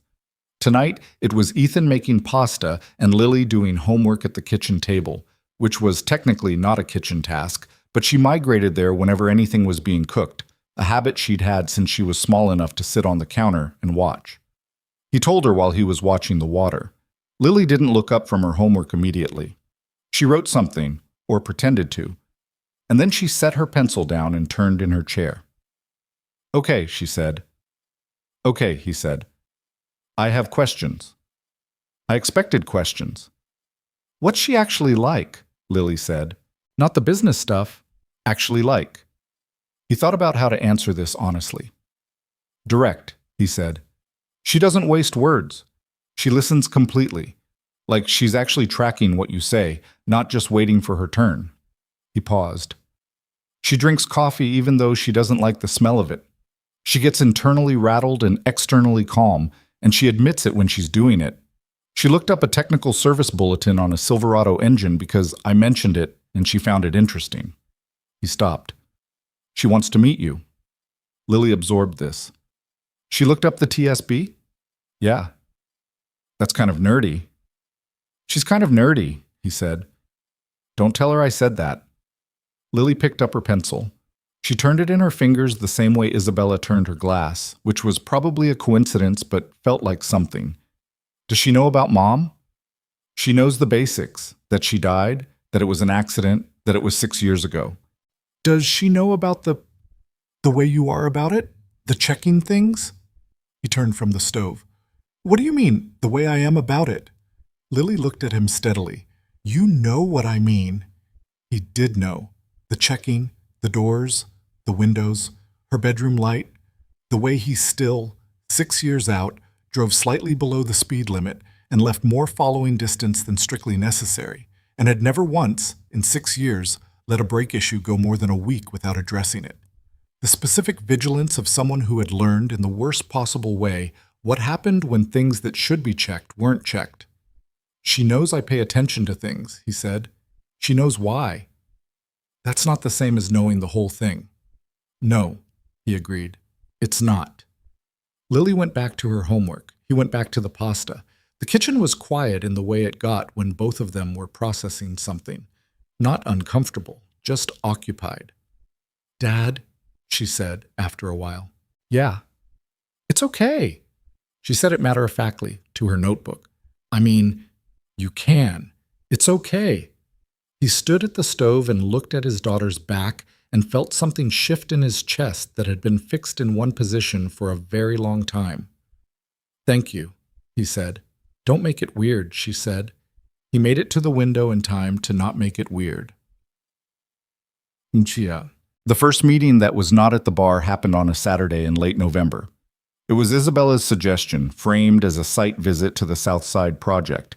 She wanted to walk the lot with him before the ground froze, get his read on the drainage situation and the proximity to the floodplain, look at the soil report together.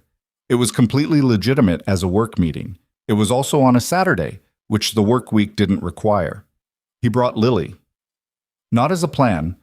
The original plan had been to drop Lily at his father's place for the afternoon, but his father called Saturday morning with a cold that he was dramatically understating. And when Ethan told Lily the plan had changed, she said, with an elaborate casualness, "I could just come with you." He looked at her for a moment. "It's a site visit," he said. "I know." "To a construction lot." "I know." "With Isabella Monroe." "Dad." She gave him the expression. "I know." So she came. Isabella was already at the lot when they pulled up, standing near the fence line in a jacket and work boots, which somehow surprised him even though it shouldn't have, because she was the kind of person who showed up to a muddy construction site in appropriate footwear and not in the kind of shoes that would require her to stand delicately. She was looking at a set of folded documents and making notes on them with a pen, and she looked up when the truck pulled in.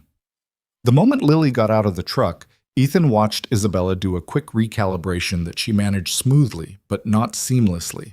A slight adjustment of posture, the pen capped, the documents folded under one arm. Not nervous exactly. More like someone suddenly aware that the stakes of a situation had changed in a way they hadn't fully prepared for. He appreciated that she didn't pretend to be completely relaxed. It would have felt worse if she had. "Lily," he said, "this is Isabella." Lily looked at Isabella with the full, unguarded assessment of a 12-year-old who has not yet learned to pretend she isn't looking. "Hi," she said. "Hi," Isabella said. "Your dad mentioned the pulley system, 3.4 to 1? Lily's expression shifted, caught off guard, recalibrating, landing on something that was not quite pleased but heading in that direction. "Yeah, that's above the requirement." "I know," Lily said, in a tone that was trying to sound like it wasn't a big deal and failing slightly. Isabella looked at her for one more moment, and then at Ethan, and the look between them was brief, but had something in it. A kind of quiet acknowledgement, the passing of something fragile and important between two people who understood what it meant. They walked the lot. The soil was cold and slightly soft near the eastern edge, where the drainage basin was closest, and Ethan crouched to look at the grade and the way water would move across the site, and Lily followed him with her own unasked questions. Isabella explained the floodplain situation and the mitigation plan her engineering team had proposed, and Ethan read the relevant section of the soil report and pointed out two things the report acknowledged but underweighted, and Isabella made notes, and Lily asked one question about the drainage calculation that was so specific that both adults stopped and looked at her. "What?" Lily said.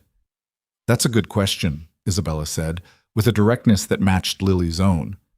"The answer is that the coefficient they used assumes a 10-year storm event, and I've been arguing with my hydrologist for 2 months that we should plan for a 25-year event given the changed precipitation patterns." Lily considered this. "Are you going to win the argument?" "I usually do," Isabella said. Lily looked at Ethan. He kept his face neutral with some effort. They walked back to the fence line, and Isabella spread the site plan on the hood of Ethan's truck, and they stood around it in the cold November air, the three of them, looking at the plans and talking about drainage and load-bearing and the specific challenges of building affordable housing in a neighborhood that the market had spent 20 years deciding wasn't worth the investment. "Why affordable housing?" Lily asked. It was the kind of question a kid asks when they actually want to know, not when they're making conversation. "You could build expensive stuff." "I build expensive stuff too," Isabella said. "But there are a lot of people building expensive stuff. There aren't enough people building things that the city actually needs." She paused. "Also, the expensive stuff is easier. I like the problems that are harder." Well, Lily thought about this for a moment. "Dad's like that," she said. "He takes the cars other shops won't look at." Ethan opened his mouth. "It's true," Lily said, without looking at him. Isabella looked at him over the top of the site plan with an expression that was trying not to smile and not entirely succeeding. He looked at the drainage basin. They stayed for 2 hours. On the drive home, Lily was quiet in the passenger seat in a way that was thinking quiet, not upset quiet. He knew the difference. The heater ran. The city passed around them. "She's direct," Lily said, finally, somewhere on the bridge over the river. "Yeah," he said, "like a lot." "I know." Another stretch of quiet, then, "I like it." He kept his eyes on the road. "Good." "I'm not saying anything else about it," Lily said. "Okay. I'm just saying I like it." "I heard you." She turned to look out the window. He drove. The heater ran. December moved the way Decembers do, faster than expected, and with more logistical demands than anyone plans for. The shop got busy with pre-winter service work, the backlog stretching Marcus thin and pulling Deb into the bays more than either of them preferred. The Southside consultancy became a real part of Ethan's week.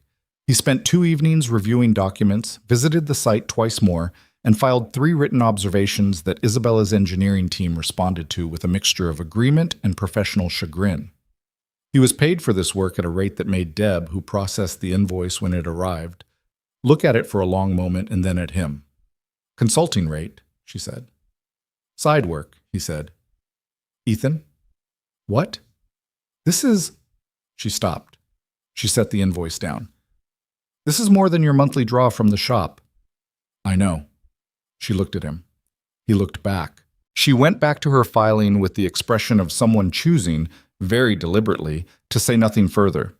The legal situation with Damien Cross deteriorated on his end in the way Isabella had predicted. Slowly, publicly, with the grinding momentum of institutions doing what institutions do when someone has made it impossible for them to look the other way. The appeal of the permit revocation was filed and assigned to a hearing that would happen in February. 2 of the pre-sale buyers filed a joint civil complaint. A former contractor for the Mercer Street project, facing his own licensing review, provided a deposition that corroborated the timeline Ethan had laid out at the bar. The thermal management contractor had been told the cure period requirements were flexible and had been paid to sign off on the completion certificate regardless.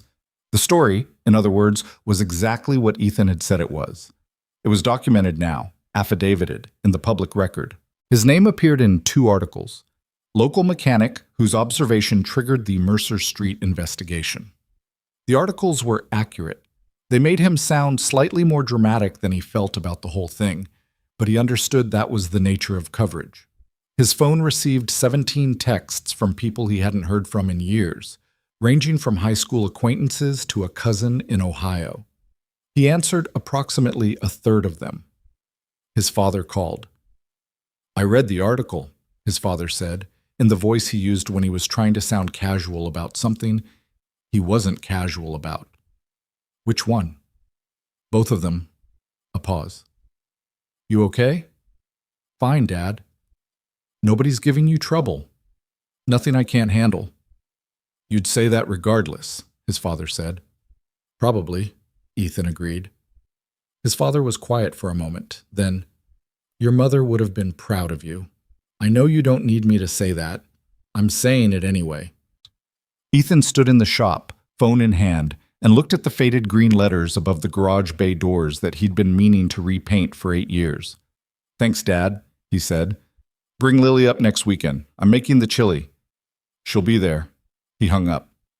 He stood for another moment with the phone in his hand, feeling the specific weight of being known by someone who had known you your whole life. The warmth of it and the slight burden of it at once.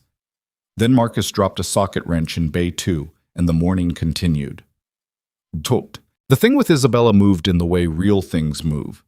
Not with the clean narrative momentum of a story, but with the irregular tempo of 2 people who had full lives and complicated histories trying to figure out how much space they had for something new.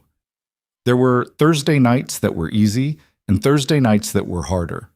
There was a Wednesday call that lasted 90 minutes and covered 3 different topics and ended with neither of them quite willing to be the first to hang up. There was a text exchange on a Sunday morning. She was at the office, he was at the grocery store. That was technically about the drainage coefficient and practically about the fact that they were both thinking about the same person on an unscheduled morning. He noticed that she was careful with Lily, not in an anxious way, more in the way of someone who understood that the 12-year-old was the actual center of gravity in Ethan Carter's world, and that approaching that carefully was not optional, and who made that calculation without being told to.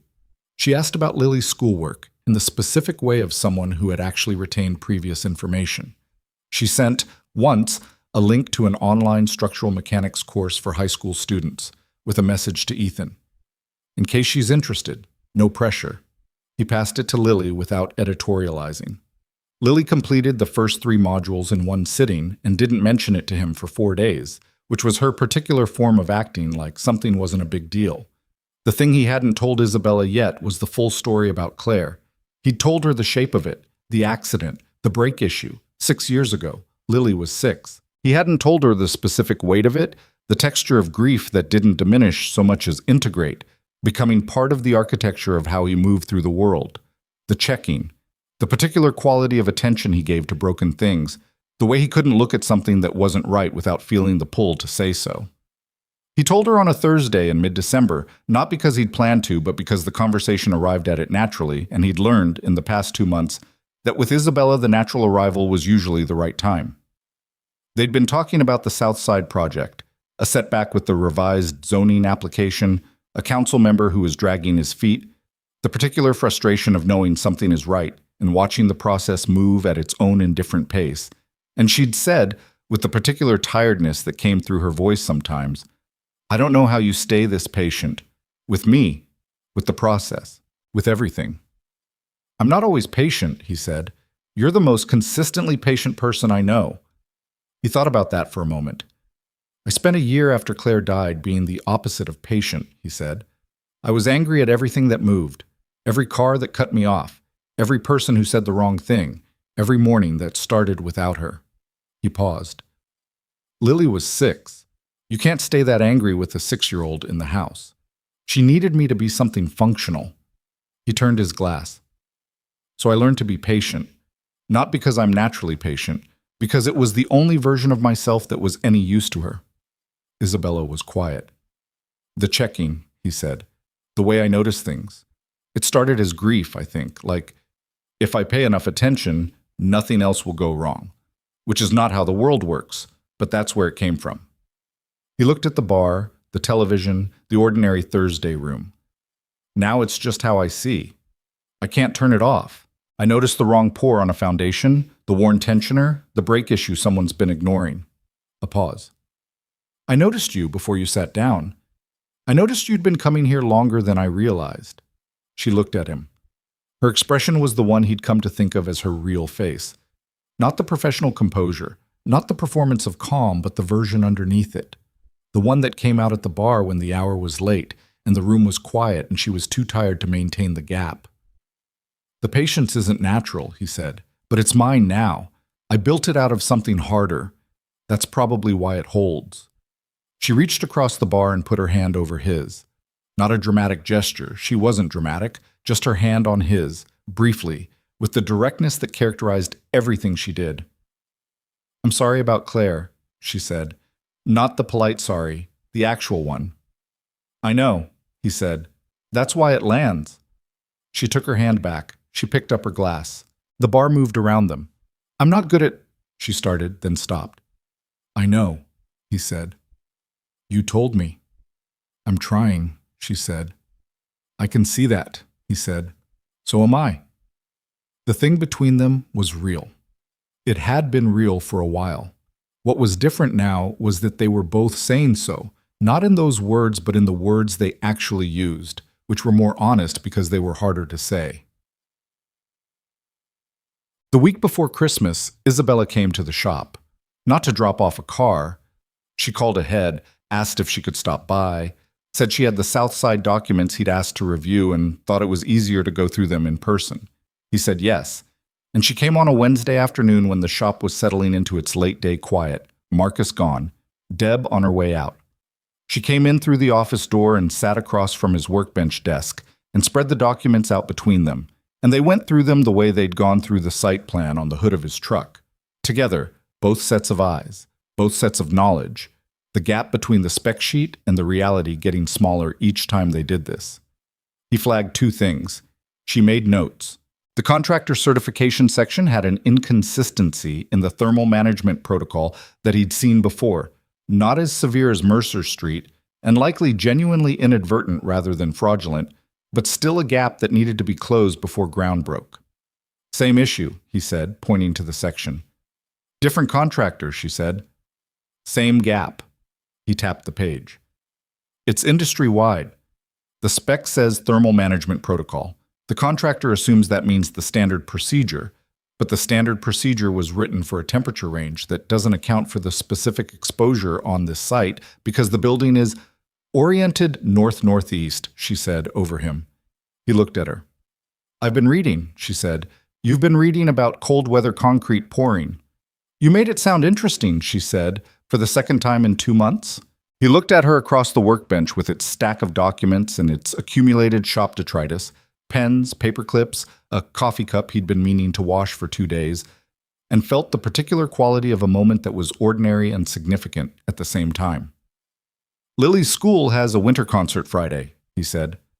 She looked up from the document. She's playing violin, he said. She's been playing for 4 years and honestly, she's pretty good. She'd kill me for saying that. He paused. You could come, if you wanted. It's a school gymnasium, and the chairs are small, and the acoustics are terrible, but… Isabella set her pen down. But, she said. But she's good, he said. And it would mean something, to both of us. She looked at him for a moment with the real face expression. Then, what time? 7. I'll text you the address. Okay, she said. Okay, he said. They went back to the documents. Deb's car pulled out of the lot. The shop heater ran. Outside the bay windows, the December afternoon went gray and then dark, and the two of them sat at the workbench with the site plan spread between them, talking about drainage coefficients and contractor certifications and thermal management protocols. And it was completely unglamorous and completely real, which was the only kind of thing that Ethan Carter had ever known how to trust. Friday night, the school gymnasium had exactly the acoustics he'd warned her about. The chairs were exactly as small. The program ran 7 minutes long, which was standard. The kid in the row ahead of them talked through the first 3 numbers until his mother addressed this firmly. Lily was third from last in the violin section, which put her stage left, and she came out with the particular posture of someone who has been told 40 times to stand straight and has internalized it while also being slightly furious about it. She didn't look for them in the audience. She played well. Ethan knew she played well. He'd heard the practices through the bedroom door for 4 years, but there was something different about hearing it in a room, with other instruments around her, the piece becoming a piece instead of an isolated fragment. He sat in the small chair and watched his daughter play and felt the specific fullness of a parent watching a child become something. He didn't look at Isabella during the performance, but at some point her shoulder was against his in the narrow space between the small chairs, and neither of them moved apart. Afterward, in the gymnasium lobby, Lily appeared from the direction of the instrument storage room, still carrying her violin case, and found them near the door. She looked at Isabella with the full, unguarded assessment again, and Isabella looked back with the same steadiness she always had. "You were good," Isabella said. "I know," Lily said, in a tone that was entirely her father's. Isabella's expression did something that Ethan recognized, the specific quality of someone meeting a piece of themselves in unexpected form. He stood back slightly and let them talk. The lobby moved around them. Other kids, other parents, the chaos of a school event winding down. He watched his daughter and the woman he was falling for, very carefully and without any fanfare, standing in a school gymnasium lobby, having a conversation about violin technique and structural mechanics and whatever else they were finding in each other, and he thought about what it cost to build something and how long it took, and how nothing that held was ever as simple as it looked from the outside. He thought about the building on Mercer Street, stopped mid-construction, the cranes quiet, the northeast foundation section opened and examined and found wanting.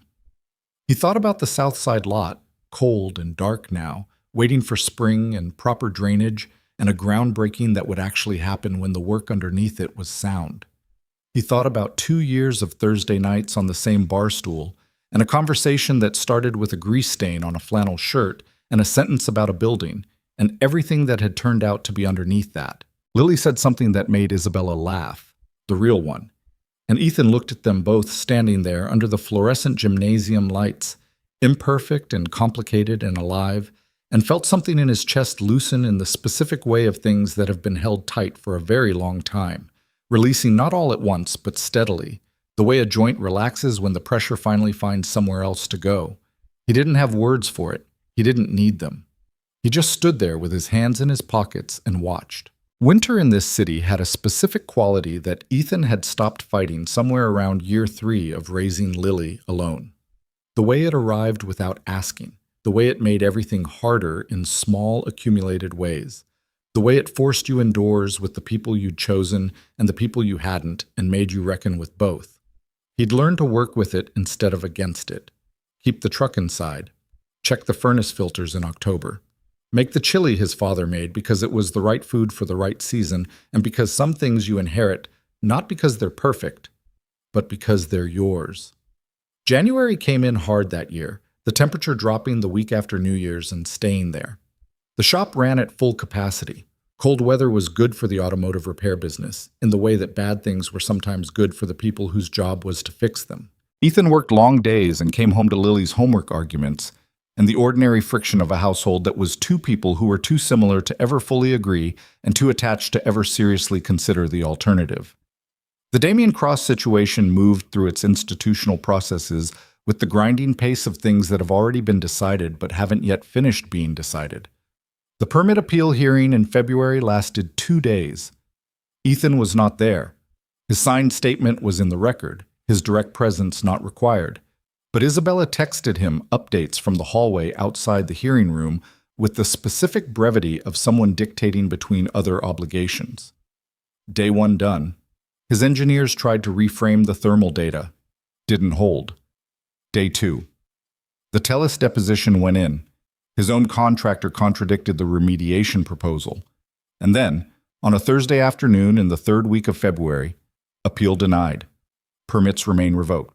They can reapply with a full structural remediation plan and independent third-party verification. Realistically, 18 months minimum before this project moves again, if it moves.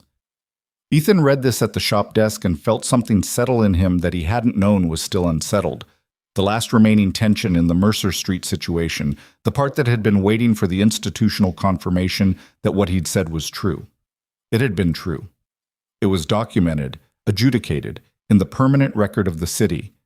The families who'd put deposits down on units in that building had their money returned to them through a process that Damien Cross's attorneys had fought and failed to prevent. The building stood unfinished, mid-skeleton, a monument to the specific cost of choosing profit over the people who would have lived inside it. He called her. "How are you feeling?" he said. "Tired," she said. "And like I want a drink, but it's 2 in the afternoon. Come by the shop," he said. "I have bad coffee." She laughed. "That's the worst offer I've received all week. It's an honest offer. I'll be there at 4. She came at 4:15, which was her version of on time, and they sat in the office with the bad coffee and talked through the outcome the way you talk through something that's been running in the background of your life for months and has finally reached its resolution. Not celebration exactly. The thing was too serious for celebration. Too many real consequences attached to it. More like the specific exhalation of people who had done the right thing and watched it cost them and watched it hold. "What happens to Cross?" Ethan asked. "Civil exposure from the pre-sale buyers. His contractor licensing is under review by the state board. His investors have already started restructuring their positions away from him." She held the coffee cup, not drinking it, just holding it, the warmth of it. "He's not finished. Men like that rarely finish completely. But he's smaller than he was, and the size he's going to become doesn't have room for the kind of shortcuts he was taking." "Is that enough?" She thought about it. "I used to think it wasn't," she said. "I used to think the only justice was complete and permanent. Now I think—" She stopped. "Now I think the point was never to destroy him. The point was to stop the building." He thought about that. The building on Mercer Street stopped. The families who hadn't moved in yet. The floors 9 through 14 that would never have been safely occupied. The point was to stop the building, he agreed. She looked at him over the rim of the terrible coffee. "You knew that from the beginning."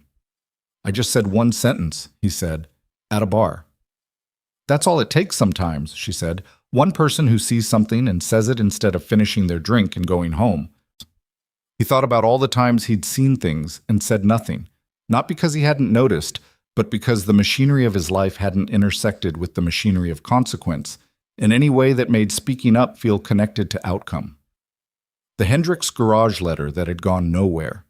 The small violations he'd noted and filed and forgotten because the filing went into a void.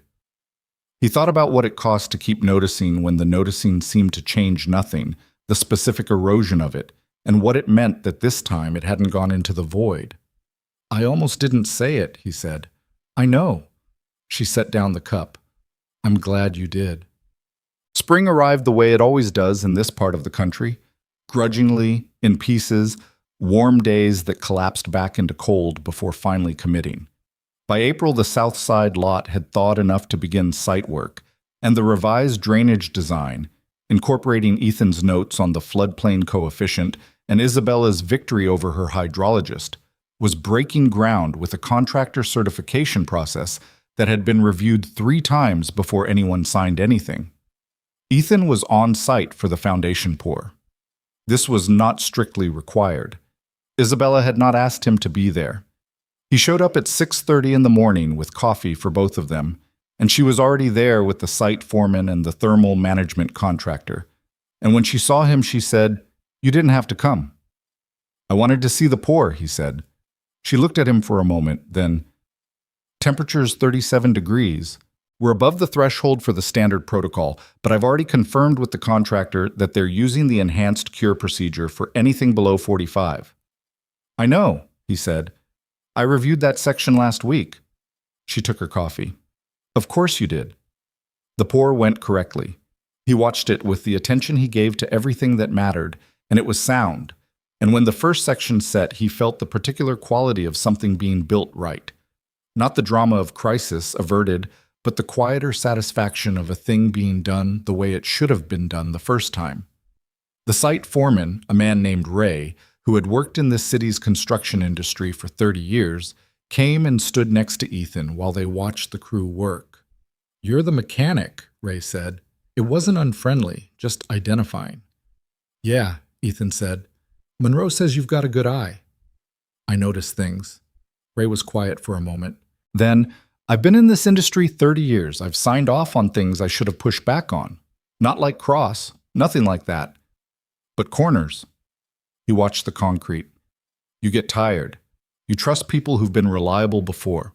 You stop checking everything yourself." He paused. "I'm not making excuses. I'm just saying your eye is the thing this industry runs short on." Ethan didn't know what to say to that, so he said nothing. But he thought about it on the drive home. The way a single quality, the willingness to look at what was actually there instead of what should be there, could become valuable precisely because it was scarce. Not because it was special, just because most people, given a choice between checking and trusting, eventually stopped checking. He thought about his father, who had checked everything, who had taught him to check, who had said once, when Ethan was maybe 10 years old and wanted to take a shortcut on a fence repair, "The fence doesn't know you were in a hurry, it just falls down." He thought about Claire's brakes and the man who had been in a hurry and the fence that fell down. He thought about Lily, who had been taught to check everything, who had asked a question about drainage coefficients at a construction site because she actually wanted to know, and who was already, someone who would not stop checking. Maybe that was the thing you passed on. Not money, not connections, not a name on a sign. The habit of looking at what was actually there. The willingness to say what you saw. He pulled into the shop lot and sat in the truck for a moment. It was a Tuesday morning in April, and the day had barely started, and he felt, unexpectedly and completely, like he was exactly where he was supposed to be. Lily got into the engineering program in May. It was a magnet program at the city's technical high school.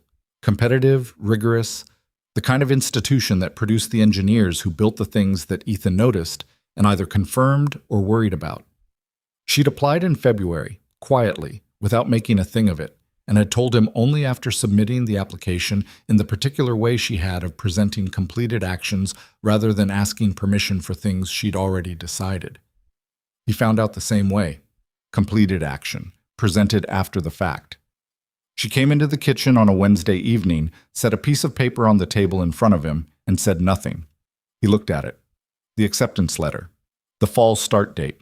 The scholarship that covered 60% of the program costs. He looked up at her. She was standing across the table with her arms crossed over her chest, and her face doing the thing where it was trying very hard to be neutral and was nowhere near succeeding. Her jaw was set in the way that meant she was not going to cry in front of him and was working at it. "Lily," he said. "Don't make it a thing," she said. "It's a thing." "Dad." He stood up and she let him hug her in the brief, fierce way she'd been allowing since she was 10. Not long, not demonstrative, just real. He held on for the count of 3 and she held back, and then she pulled away and looked at the ceiling for a moment. "It's not that big a deal," she said. "It's a pretty big deal," he said. "It's just a school. It's the school you wanted." She picked up the letter and looked at it again. "The structural mechanics course is in the 2nd semester," she said to the letter rather than to him. "And there's an applied materials lab."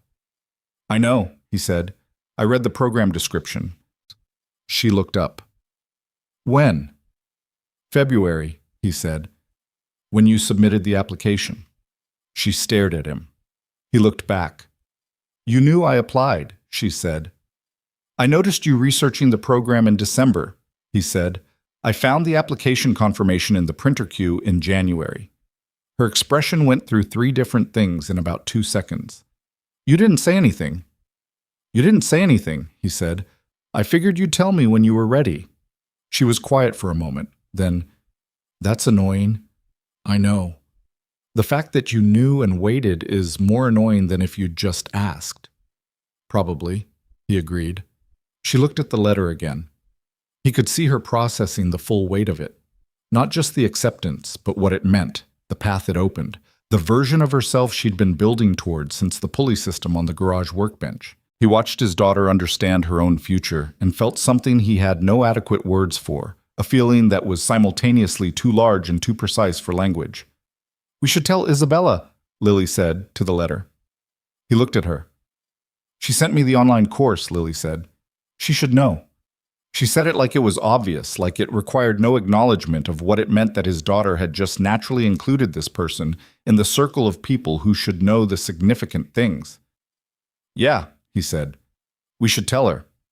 Lily nodded, set the letter down on the table like she was done with it, and went back to her room. He called Isabella that night. "She got in," he said. A brief pause, and then, not the polished response, not the measured professional reaction, but something immediate and unfiltered. "Oh, Ethan." "Yeah," he said. "That's—" She stopped. "I'm really glad." "She said we should tell you," he said. She used that word. We. He heard the pause on the other end. Not empty, but full.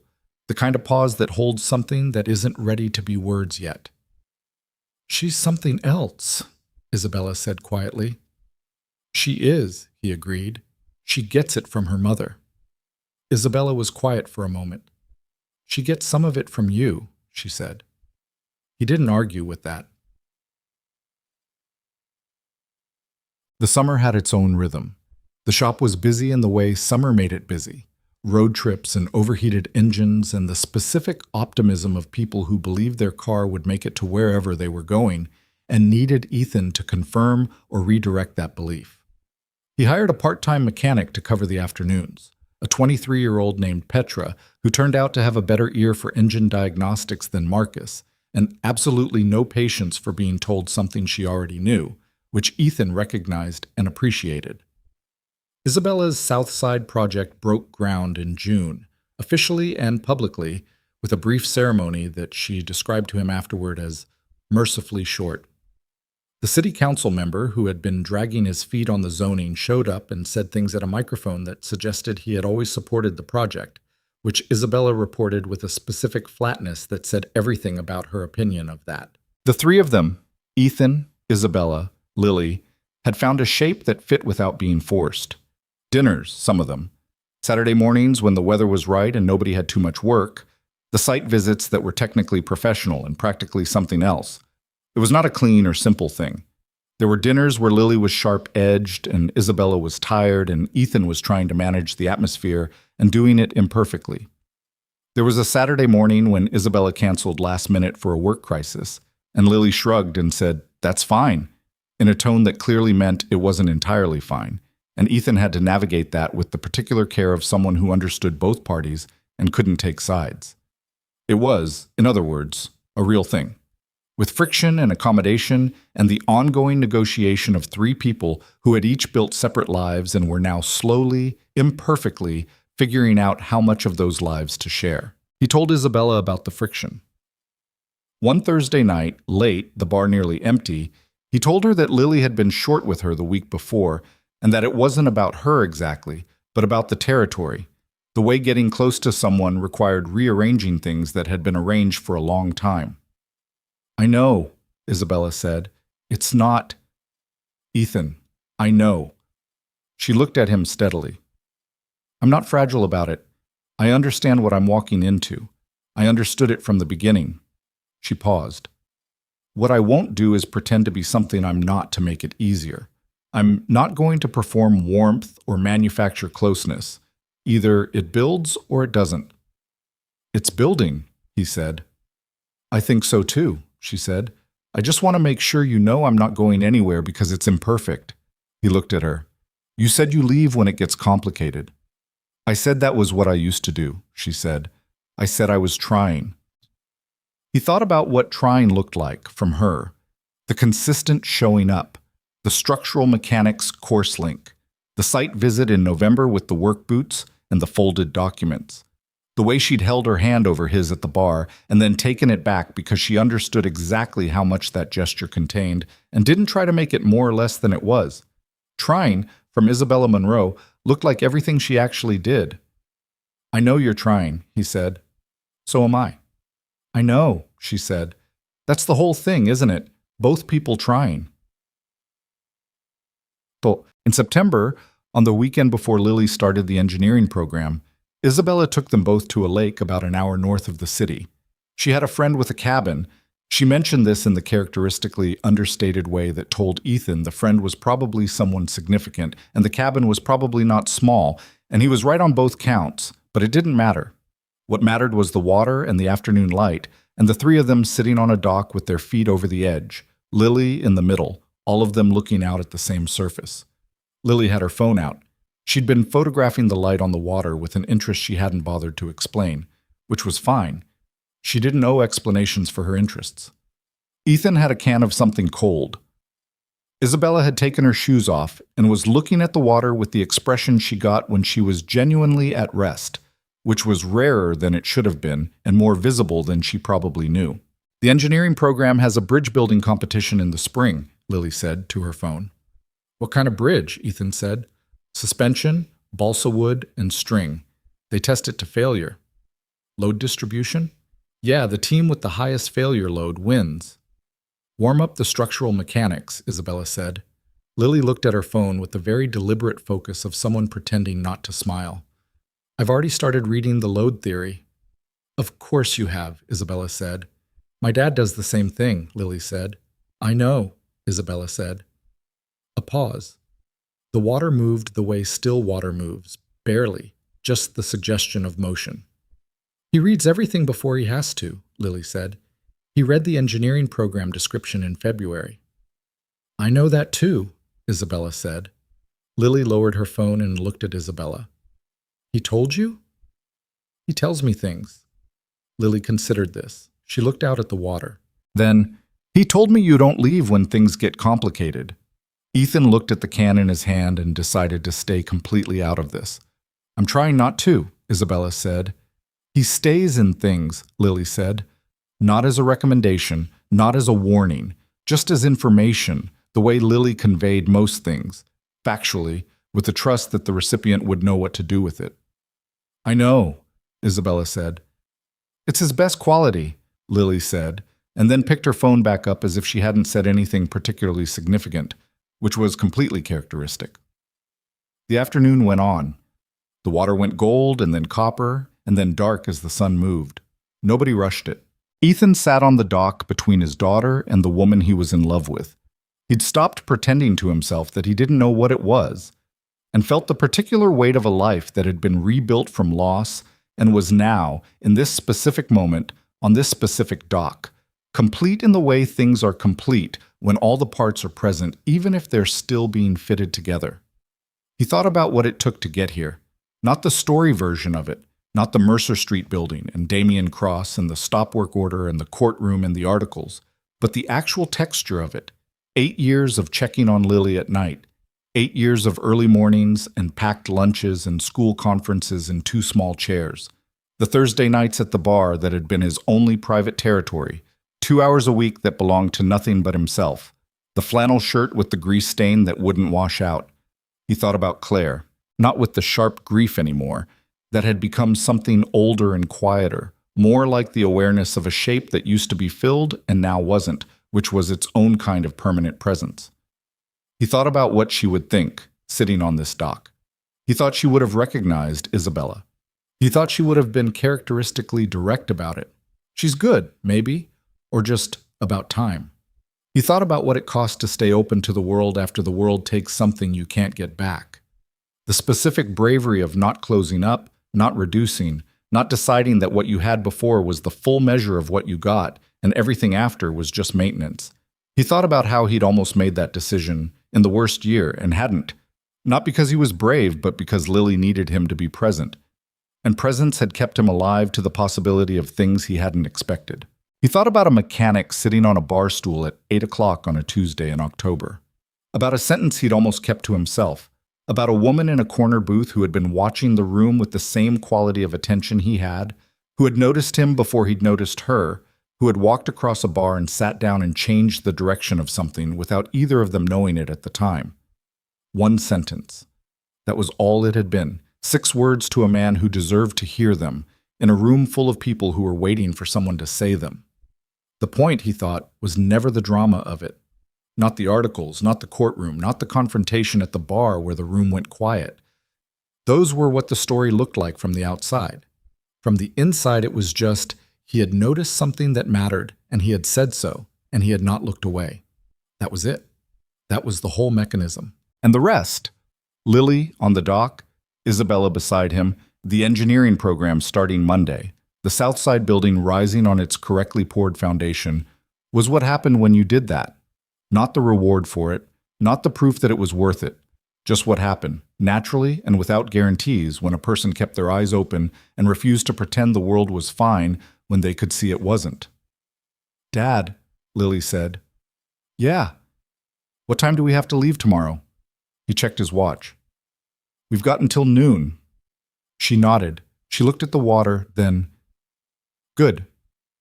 Good." Such a small word for what it meant. He knew exactly what it meant. It meant, don't make us leave yet. It meant, I want to stay in this. It meant everything that 12-year-olds weren't going to say directly, but meant in the specific ways they chose to stay close when they could have been anywhere else. He felt Isabella shift slightly beside him. Not moving away, just settling into the position better. The dock was old wood, slightly uneven, the kind of surface that required some adjustment to be comfortable. You couldn't sit on it rigidly. You had to let it hold you the way it actually held, with its own specific angles. That was probably something. He let it be something. The following spring, 3 things happened that had no direct connection to each other, except through the people they happened to. Lily's team placed second in the bridge building competition. Their structure held 462 pounds before failing at a secondary joint, a joint that Lily had flagged in the design phase as a potential weakness and had been overruled on by her team, which was a lesson she came home with quietly and sat with for a week before she said anything about it. "I knew it was wrong," she said one evening. "You said so," Ethan said. "They said I was overthinking it." "Were you?" She looked at him. "No." "Then now you know what it costs," he said. "When you see something and say it and get overruled anyway." "Second place isn't nothing," she said. "It's not nothing," he agreed, "but it could have been first." She was quiet for a moment. "Next year," she said. "Next year," he said. He thought about telling her, this is exactly how it works, everywhere, in every room you will ever be in. The thing you see and say and get overruled on. The cost of being right when the people with authority over the decision choose to believe otherwise. The specific patience required to keep seeing and saying even when it costs you, even when the cost is concrete. The joint that fails at the load it would have held if you'd been listened to. He thought about the Hendricks garage and the form letter and the inspector who'd been on Damian Cross's payroll. He thought about the Mercer Street building and what would have happened without one sentence in a bar. He didn't say any of this. She was 13 and she already knew most of it, and the rest she'd learned by living. His job was not to explain the world to her. It was to make sure she kept showing up to it. Second place isn't nothing, he said again. I know, she said, and then after a moment, thanks for not saying I told you so. You told yourself so, he said.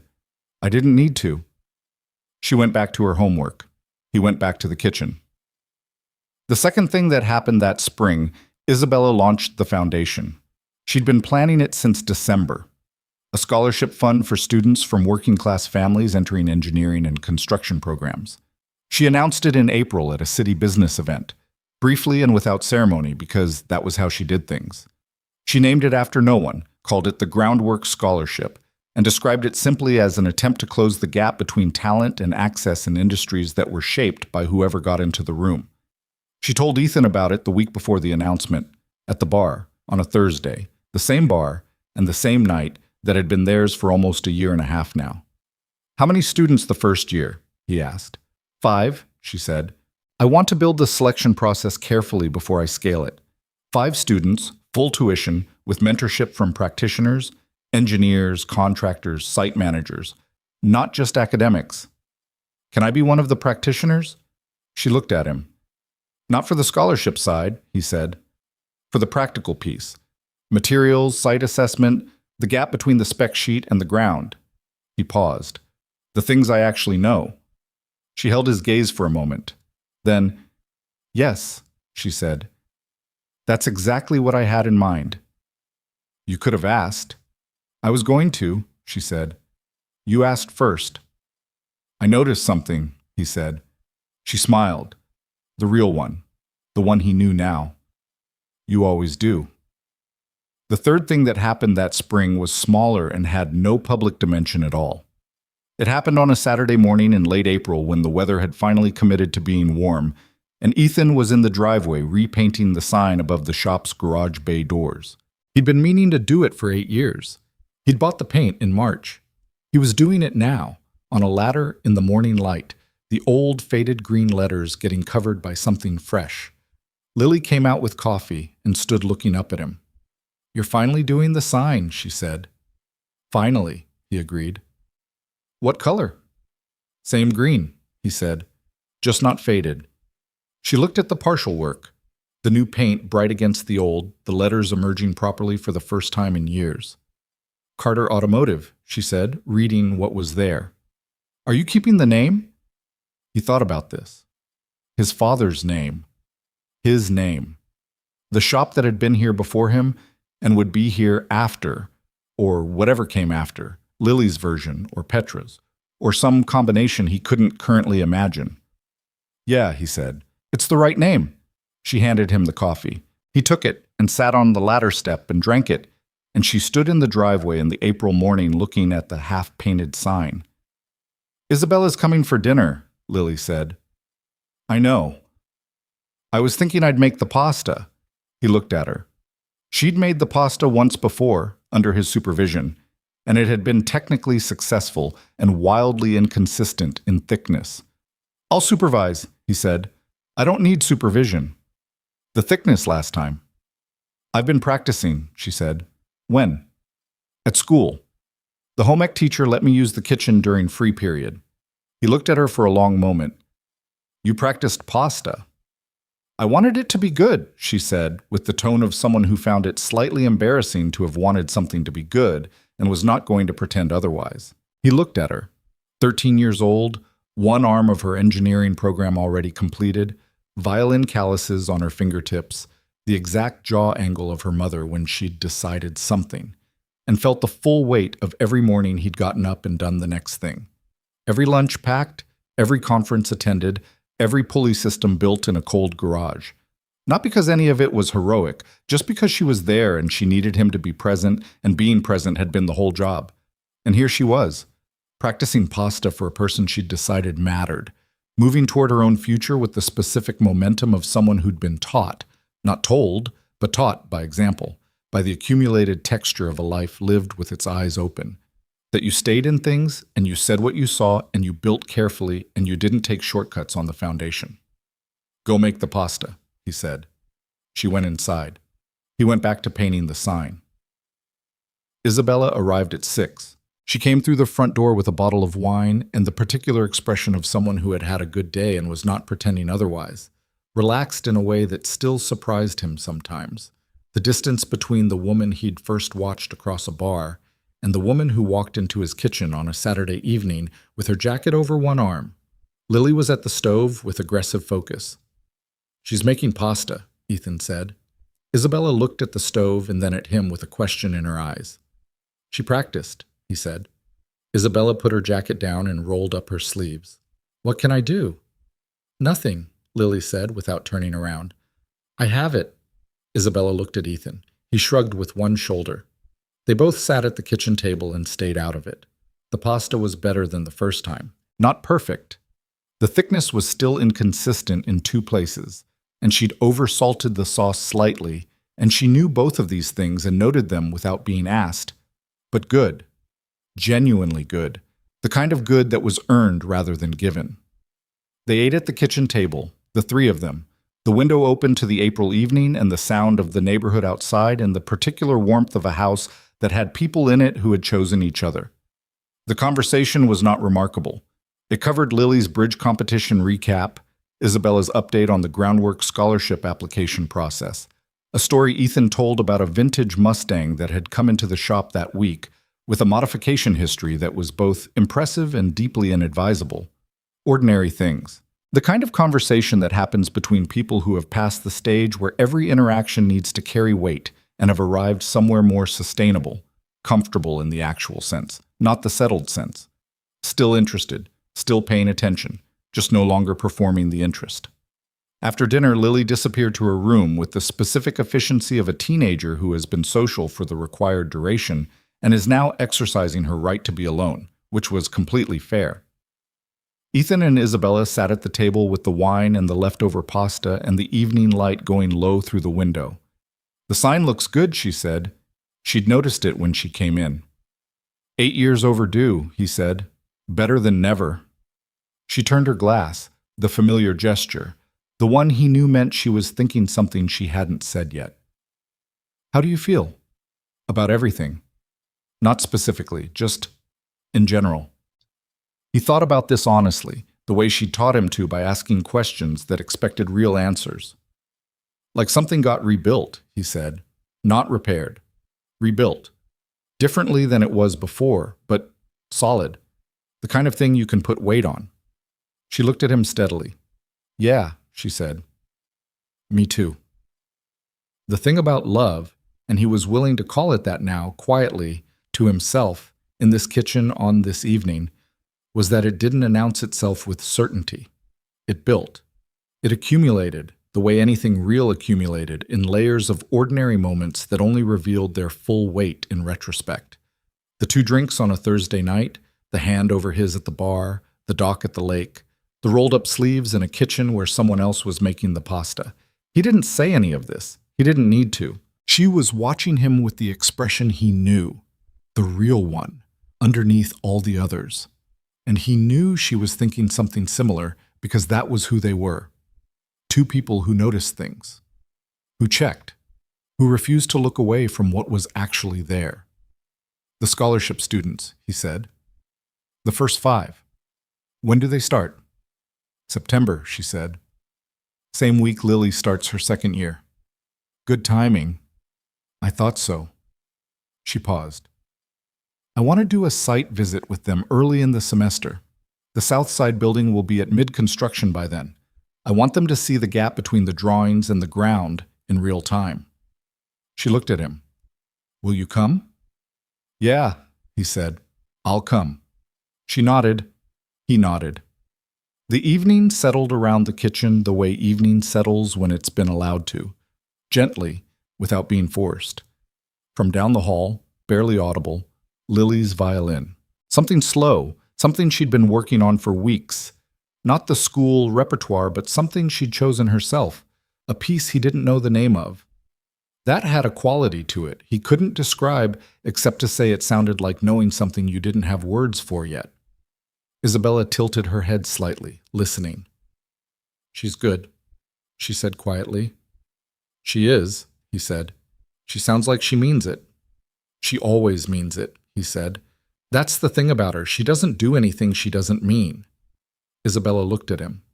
"She gets that from you." He thought about denying it, and then didn't, because she was right, and because she was someone who had earned the right to be right about things she'd observed carefully over time. "Maybe," he said. Outside, the neighborhood went about its Saturday evening. A car passing, a dog somewhere down the block, the ordinary sound of a city that contained, without knowing it, the whole complicated human weight of everything that had happened over the past year and a half. The building that hadn't collapsed, the foundation that had been properly poured, the 5 scholarship students who would walk a construction site in September and see the gap between the drawings and the ground. 1 sentence. That was still all it had been. 6 words in a bar on a Tuesday in October from a man who had been tired and had nothing to prove and had said what he saw anyway because he was the kind of person who couldn't look at something wrong and pretend it was fine. And because some habits once built don't come undone even when staying quiet would be easier. That was the whole thing, in the end. Not the story of how a mechanic exposed a corrupt developer, though that was part of it. Not the story of how a billionaire chose integrity over money, though that was part of it too. It was the story of what happened when 2 people decided to keep looking at the world honestly and say what they saw, even when the room wasn't ready to hear it, even when saying it cost them something, even when the easiest and most understandable thing would have been to finish the drink and go home. You don't get to know, going in, what the honest sentence will set in motion. You don't get to calculate the return on telling the truth before you tell it. You just say it, and then you stay present for what happens next, and you try to build what needs to be built as carefully as you know how. The rest, Lily down the hall playing something she meant, Isabella at his kitchen table with her glass and her real face, the green sign drying in the driveway, the South Side building rising on its solid foundation, the rest was what you found on the other side of not looking away. It was enough. It was more than enough. It was, in the most ordinary and irreducible sense, a life.